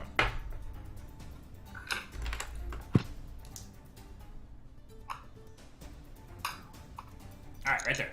Now, okay, so we got at the top of the round, we have Yarno, who actually rolled a natural 20 on his initiative. Yarno. I actually drew up a little bit of a flashcard of sorts for Yarno. Yarno is going to start. He's going to he's gonna take his staff. The staff starts to glow, and this kind of this blue arcane energy begins to form around him, making this kind of like almost like a little bit of like an arcane shield that goes over him. Yeah. He does that. And then he is going to back away. What a guy. And call out to everybody. It's like, get them! So, it's his turn. After he has cast mage armor on himself. Next up is numero uno, who was surprised, no longer surprised. That's his turn. Yarrow! It is your go. Moira, you will be up next. I am going to acid splash these two, and they need to give me dexterity saving throws. Sure thing. One of them rolled a 20. The other one rolled a 13. They don't take any damage. Bummer. Sorry A about little that. bit. Okay. Anything else you'd like to do? No. Yeah. So you throw it out, and they kind of like part like the Red Sea, just like whoop, hop to either side of it. Next up is Moira. Yeah, I'm gonna move forward and then strike that one. Okay. Go ahead and roll for an attack. 23 and 15 damage. And the one next to him takes 4. Okay, so 23. That hits 15 damage. That was on number 4. So 15 damage? Yep. Jeez, dude. Okay. So right there we go. And then 4 damage to the one next to it. Yep. Okay. You stab this bugbear as he cries out in pain. The flame jumps to the other one and singes him. He kind of doubles over, blood gushing from his insides as he kind of tries to hold the wound as it just seeps around his hand. He looks... That hurt really bad. Anything else you'd like to do? No. Okay. So, it is now this bugbear on the other bed's turn. He is no longer surprised, but that takes his turn. It's done. Next. Malachi. Thorn, you are up next. Yep. Okay, I'm going to cast Shatter. I want to target it here. It's a 10-foot cube, so I'm figuring I can hit 3 of them. Like get this swath. Is that a thing? If you target it there, yeah. Like go here. Yeah. I'd say you could hit 3 of them. Okay. They need to give me I believe it's dexterity saving throws with Shatter. Dex or Constitution? Constitution saving throws. Okay. 1, 2, 3. There's a Constitution bonus. Okay. We have a 16. Passes. We have an 18. Passes. And an 11. Fails. Okay. I'm just gonna roll this damage. Sure. The top 2 succeed. The bottom one failed. Oh wait, are they wearing any stone, crystal, or metal armor? No, it's mostly like well. Oh wait, no, they're not made of it though. No. So never mind. Kind of like Okay, bits of so leather and loincloth. Yeah. The one who fails takes 11 damage, and the other ones take half. Okay, so 5. So Sure. 11 damage to number 4. He's wrecked. He can barely stand. And then you get hit. You're number 3, and you get hit number 1. Alrighty. So it, I'm gonna yeah, walk and forward. it shatters the bed, and like as he's trying to get up, the bed breaks from underneath him. He kind of like falls over. He's like, "Ah!" Like, yeah, okay. Was there anything else you wanted to do? No, that's all I got. Thor. I took a step forward. Sure. All right, I'm gonna bounce over here, and I'm just gonna hit the guy in the bed. He is prone, So- so you get advantage. Yeah. So... Does a 25 hit? Oh. All right, Yeah, that's you 8 bet. damage. 8 slashing damage. 8 slashing damage to him. Alright. Nicely done. Carve into this bugbear before he can even have a chance to stand. Already bleeding from a slash across the chest. Next is the sleep spell. What was that? What did I say? 5d8? I think so. 5d8. Okay. 1d8. 2, 3, 4, 5. Alright, so 12, 22, 23.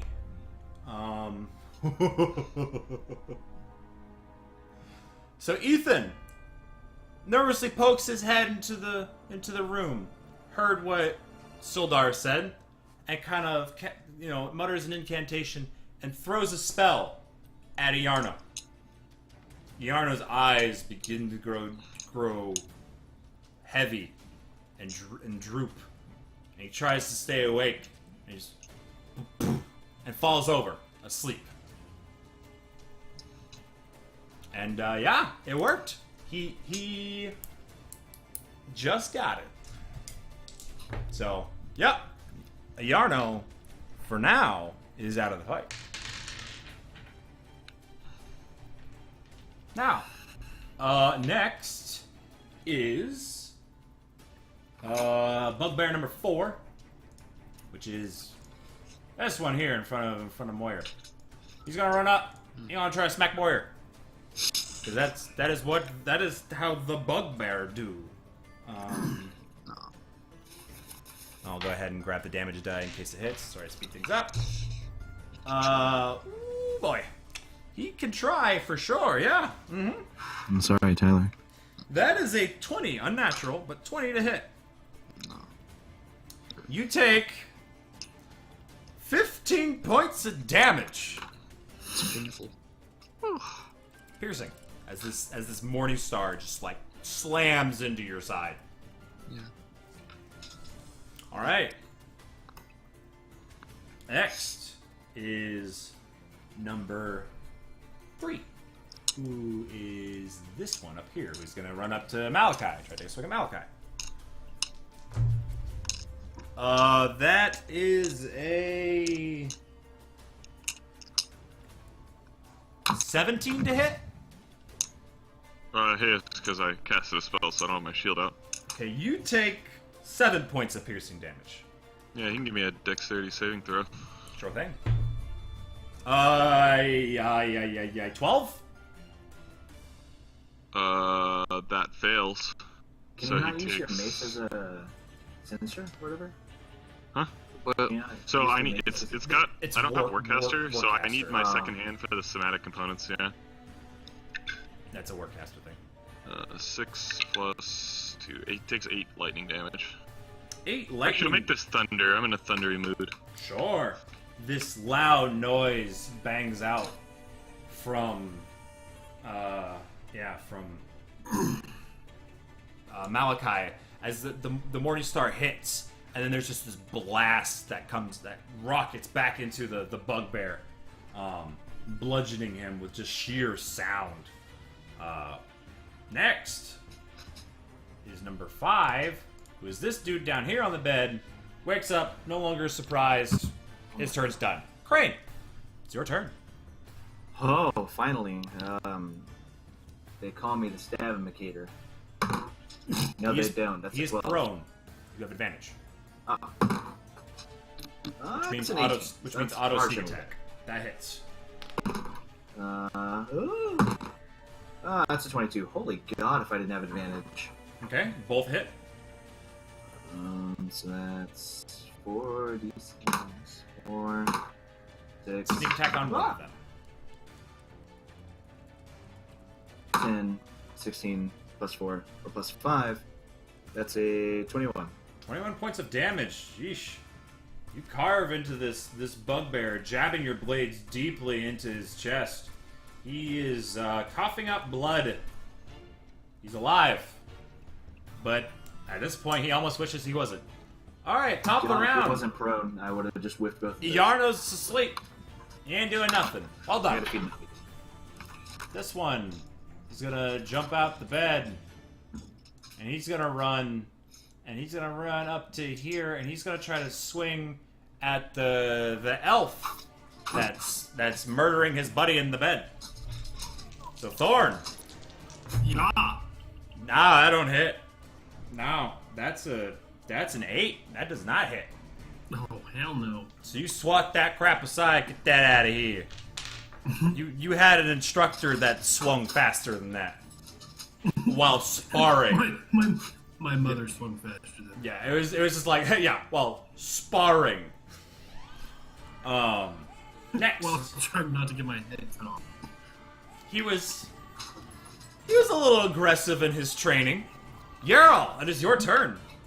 Moyer, you're up next. But hey, you're still Out here. of this kerfuffle here, who's looking the most injured? Let's see, which one is this? Oh, number on the bed, he got effed up. He's hurt.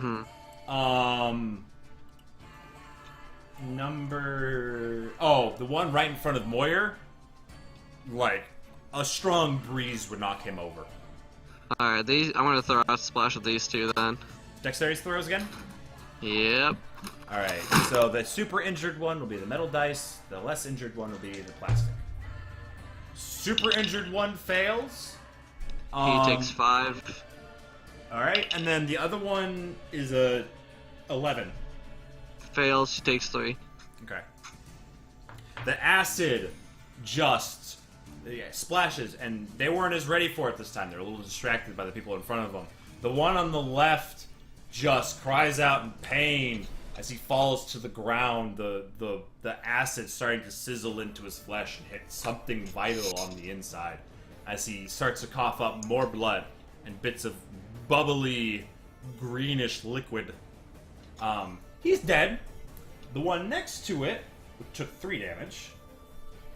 So that's number 3. Number 3 took 3 damage. Alright. He is very wounded. Very, very wounded. Still standing, though. So, right. Now it is number 2's turn, who is going to get up and angrily swing at Thorn, who's stabbed it viciously. Very rude. Oh my god, that's an 8 to hit. Doesn't hit! Nope. Next up, we have Malachi. Thorn, you will be next. Okay, Was I skipped? Mike, I Were need you? this. Yes, you were. I am terribly sorry. Moyer, You're fine. then Malachi. Yeah, I'm gonna hit the guy next to Malachi. Okay, roll. I didn't hit him. Or I got 10. I assumed it doesn't hit him. Nope. Yeah. Either way, I'm gonna back up. Okay. You attacked him, so you're good. Now it's Malachi. Okay, I'm gonna just try and hold my spells, I guess, and swing at the one that's to the left of my... That one. Sure. 18. That definitely hits. Does 5 damage, gosh, 5 plus, what is it? Because it's a +1 weapon now, so it's... It's plus, so it's +1 to Oh. damage on top of it. sorry, it's a D6 plus 5. 11. Okay. Yeah. So, this new mace you swing it, and this sunburst, the spikes, the edges of it, catch right in the side of the thing's head. Stab through it, go out the other side, as the thing's eyes roll back, and you yank it free, and the blood just flies right off of it. Doesn't even like stick to it. Bugbear down. Nice.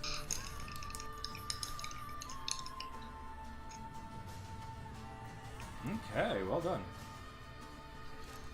Next, Thorn. It is your go. Alright, I'm gonna strike the guy that's still in the bed. He stood up at this point, so it's a normal attack. Oh, yeah, but 23. Yeah, it hits. Alright, and that's 7 slashing. 7 points of slashing damage. You carve into him again. He looks even less happy about his situation. Next is number 5, who's the one by Crane. He's gonna get up. He's gonna take a swing at Crane. This is literally his first turn. So much has happened. How's about a 16? Fuck you. Alright, I guess that hits. Damn, son. Don't hate me. You take 15 points of piercing damage. Yikes. I'm gonna It's a cut bit this much. thing's fucking penis off and make it eat it. I mean, I guess that's an option. Next! Crane, it's your turn. 19 Yeah, it hits. and 22. That hits. 4, 8, 10, Roll for the 14. first attack. What was the first attack? The first attack was 8 plus 4, 12. You killed it with the first attack. Okay. You just head gone. Goodbye. You no longer need it. Another bugbear down. There are 2 left. I'm gonna move. Okay. You still have an attack. If you want it. Yeah. Yeah, I'm gonna attack this one. Okay. Go ahead and roll. That's Wait, you already rolled that attack. I'll let you have it. It hit. Oh, Roll for the second. Like, go ahead and roll for your damage. 3. 3 points of damage to this guy. Okay. He looks the healthier of the 2. But you managed to kind of nick his arm a little bit and draw blood. Yarno, still asleep. Because I'm pretty sure you stayed asleep for a minute. Yeah. Which you all are notified of because you've seen this spell before, and Ethan will tell you. You got about a minute. But you got plenty of time. Next up is number 1, which is this one, who's going to take a swing at... Let's see, who does he think's more of a danger? Thorn, Crane, or Malachi? Probably not Crane. He's probably going to try to team up on the same guy with his buddy, so Thorn. Yeah, Gonna it's legit. take a swing at you. 18. That hit. You are lucky because you rolled 2 1s for damage. You take 4 piercing damage. You basically got hit with a dagger. Alright. He swings at you. You bring your sword up. You catch it. It knocks your blade back a little bit, and the spike kind of digs into your arm, but you caught most of it on your sword, so... again, back to thinking about your training. Your instructor always gave you crap about how slow you were. Told you the only elf he's ever seen who had 2 left feet. And so remembering that, you're starting to speed up a little bit and actually worry about blocking them. Next is Yarol. Moira, you're up next. Is the one that just swung the one that's on top of the bed? Like the... Yeah, he's kind of like standing on it. Yeah. Yeah. Okay. So this. All right. So I'm gonna go for the bottom one. He is the one that is more injured. So. Does a unnatural 20 hit him? Oh yeah. With Eldritch Blast. Mm-hmm. Roll for your damage. 13. 13 points of damage. Nice. Holy frig. That's the All right. You blast him in the back of the head. Baby. You like as he's kind of clashing weapons with Thorn. You see your opening. Hit him right in the back of the head. It blasts, and you hear kind of just like this snap, and his head kind of lolls off in weird directions, flopping around as he falls to the ground. And then there was one. Boyer, it is your turn. Okay. I move up and then I move up again and then stab the last one. Stab him. Stabby, stabby. Yes. I got an 11. That does not hit. Yeah. He hops. Does a little hop up over the legs. Next, Malachi. I'll come at him with the mace. Mm-hmm. Oh wait, it's 21. That hits. Roll damage. Does 8 damage. 8 points of damage. You slam into this guy's side. Bleeding heavily. Breathing heavily. It is now his turn. So you are now up to here. He's kind of,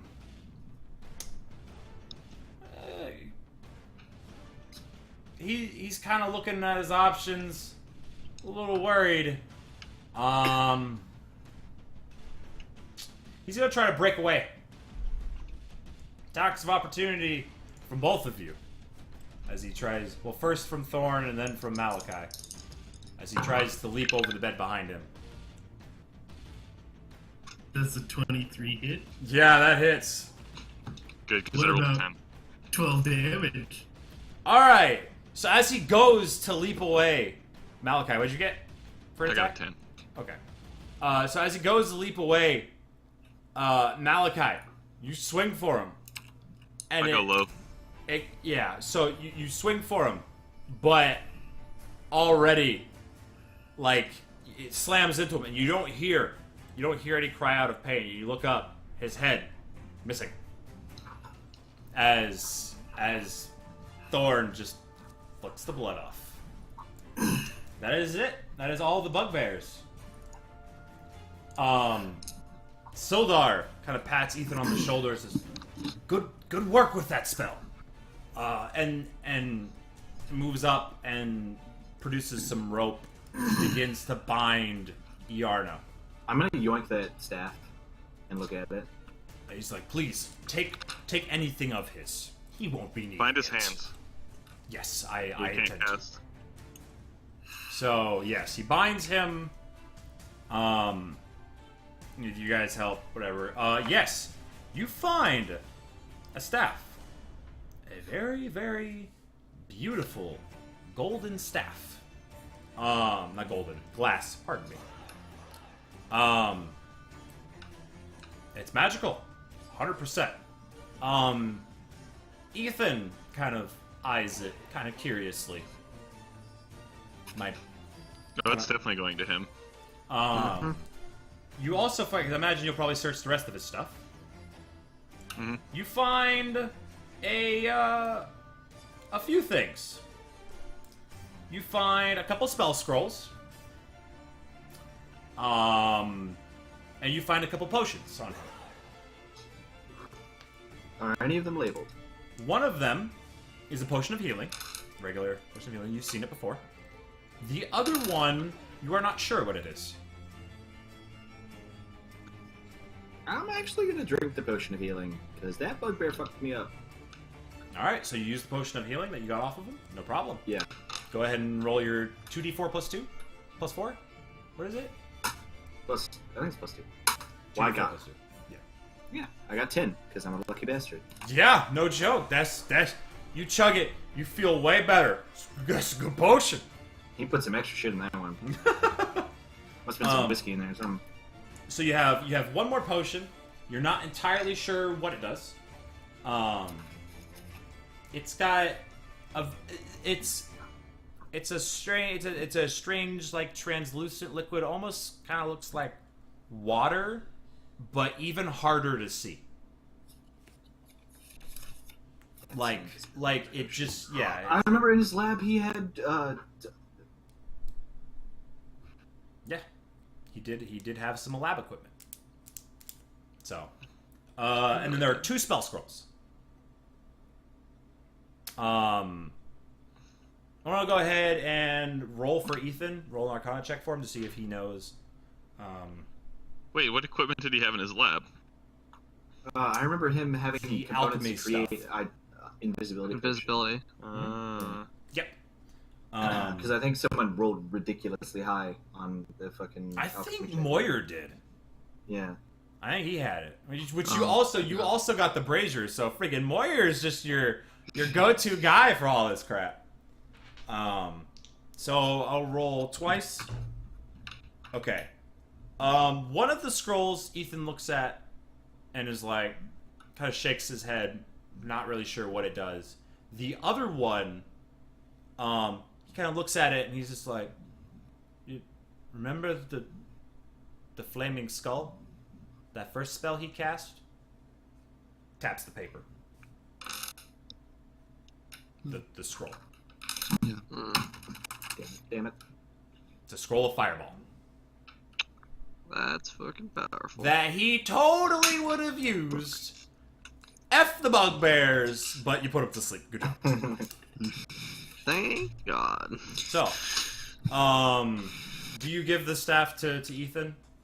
Yeah. Do Okay. we want to sit with it?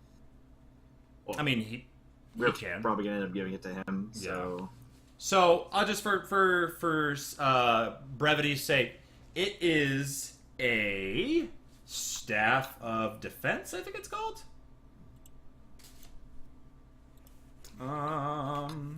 Yeah, I think it's like the staff Yes. of defense. Basically, it can cast mage armor and shield.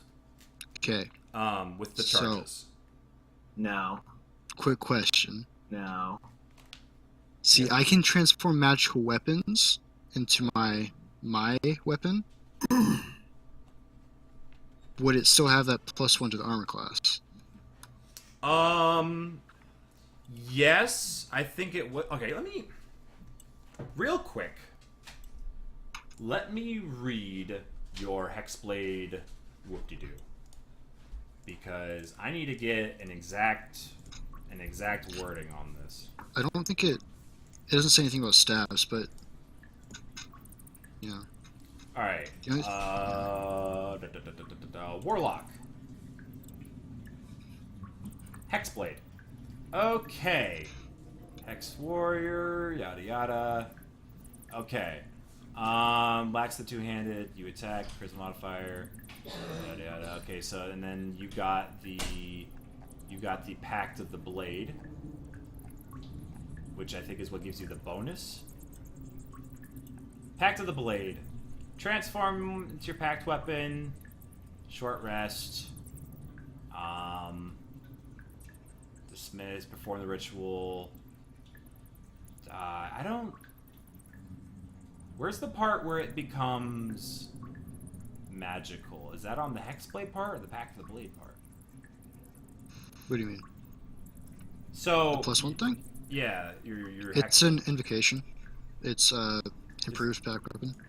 Oh, you have improved pack weapon. Yeah. Okay. Agonizing Blast, Chains, Eldritch, Give me just a second, guys.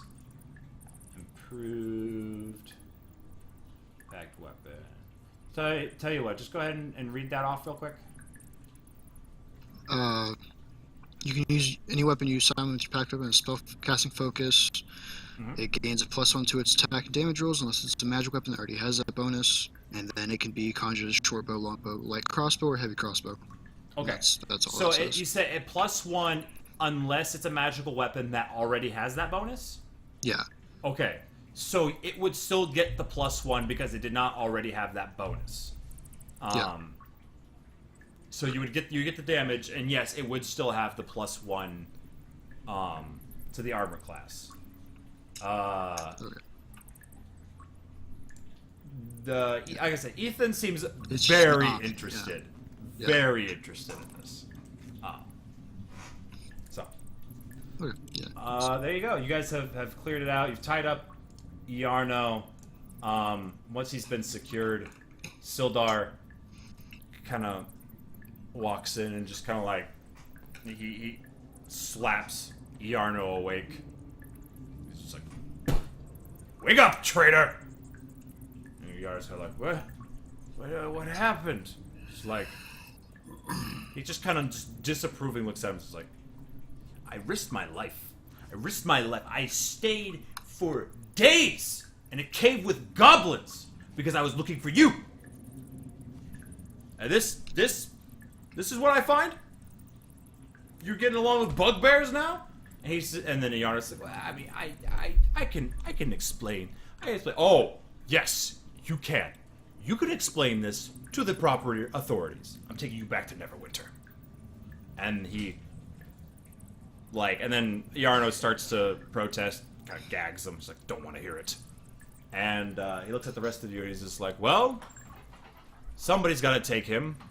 I don't feel comfortable leaving him alone because he's going to break out. So, what do you say? I'll take him back to Phandelver. We'll put him in jail there for a bit until I can get him back to Neverwinter. And you continue on here. If I'm honest, I don't feel like I'm necessarily helping the most anyway. Well, it doesn't seem like we have a choice in the matter.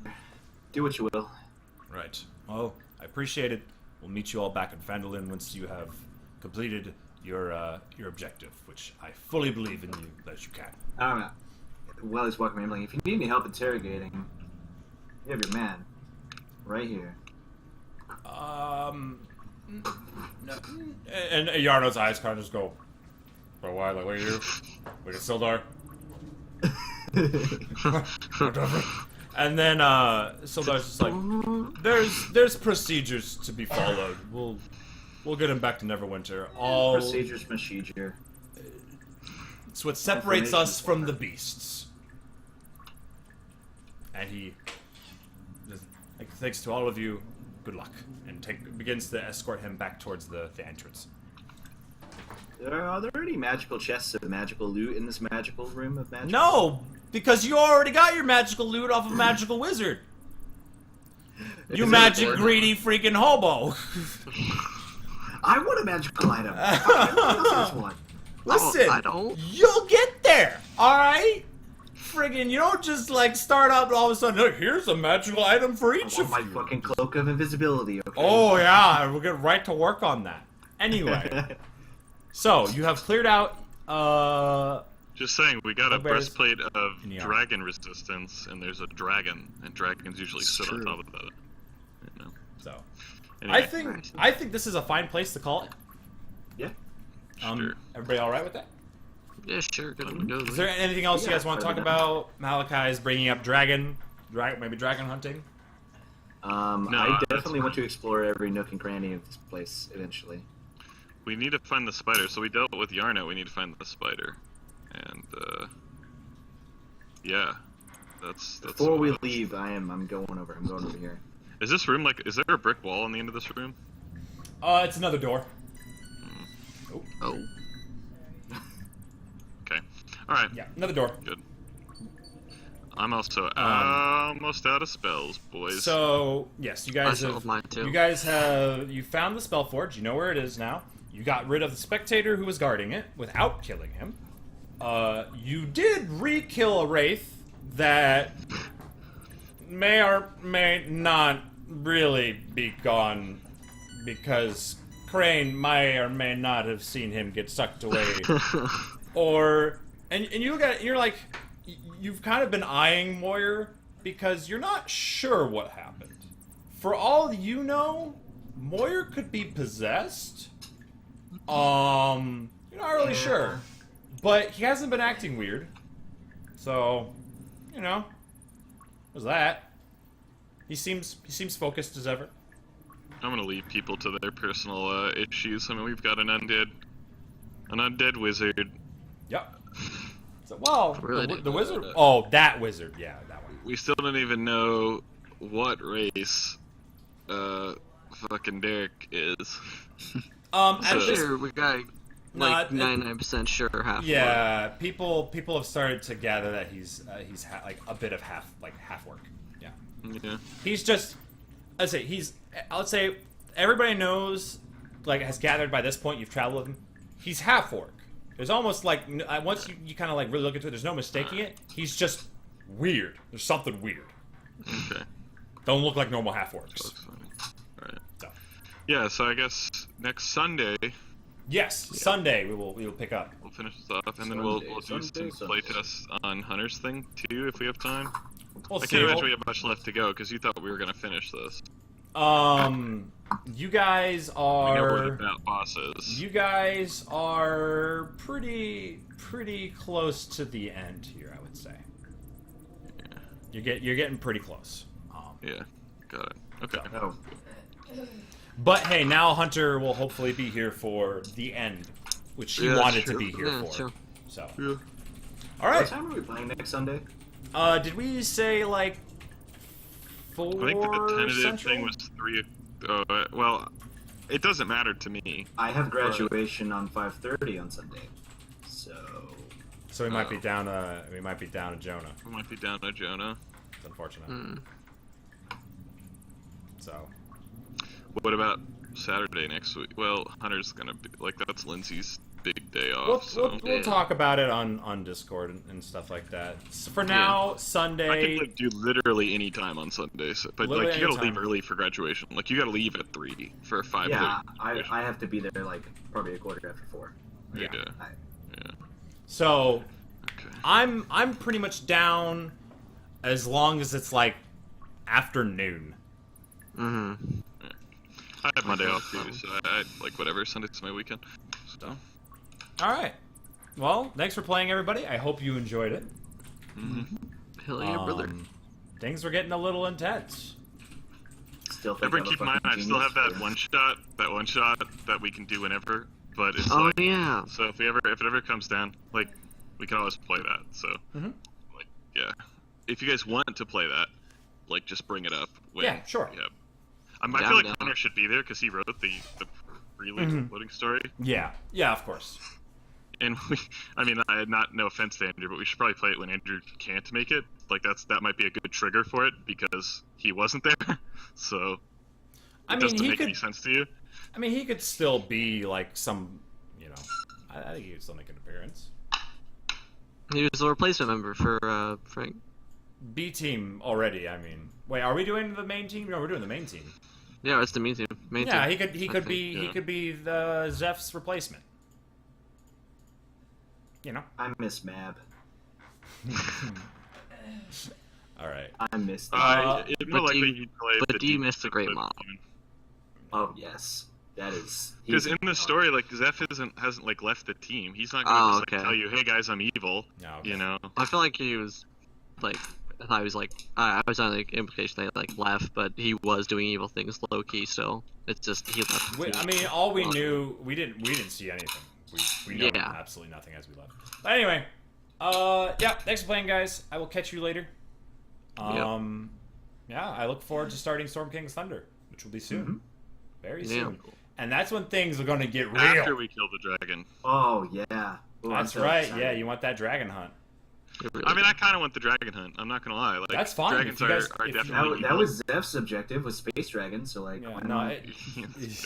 if you guys want to go fight the dragon, yeah, I'm totally down to do that. Honestly, that's definitely an option. there's a So- green dragon, right? Yes, you With know a it's cult. yeah. Right, Well, that's cool. They're Yeah. not the main threat. anyway, guys, catch you later. Have a good one. See ya. Bye. Peace. Thank you everybody for watching. Hi Jordan. I hope you enjoyed. As always, I apologize for not being the most active in the chat. It's just DMing is a lot of work, a lot of hard work, a lot of remembering. What am I doing? Because we haven't played in so long. So I'm like, how do I play D&D? How do I help other people play D&D? How do I? So anyway, that is it for tonight. Hunter, I don't know if you're still here and how much you've seen, but yes, you will have a staff of defense or whatever it's called. That is now in your possession. Enjoy. Get your magic item. Be less squish. Anyway, I wish all of you a good night, morning, afternoon, whatever time it is where you are at. Goodbye.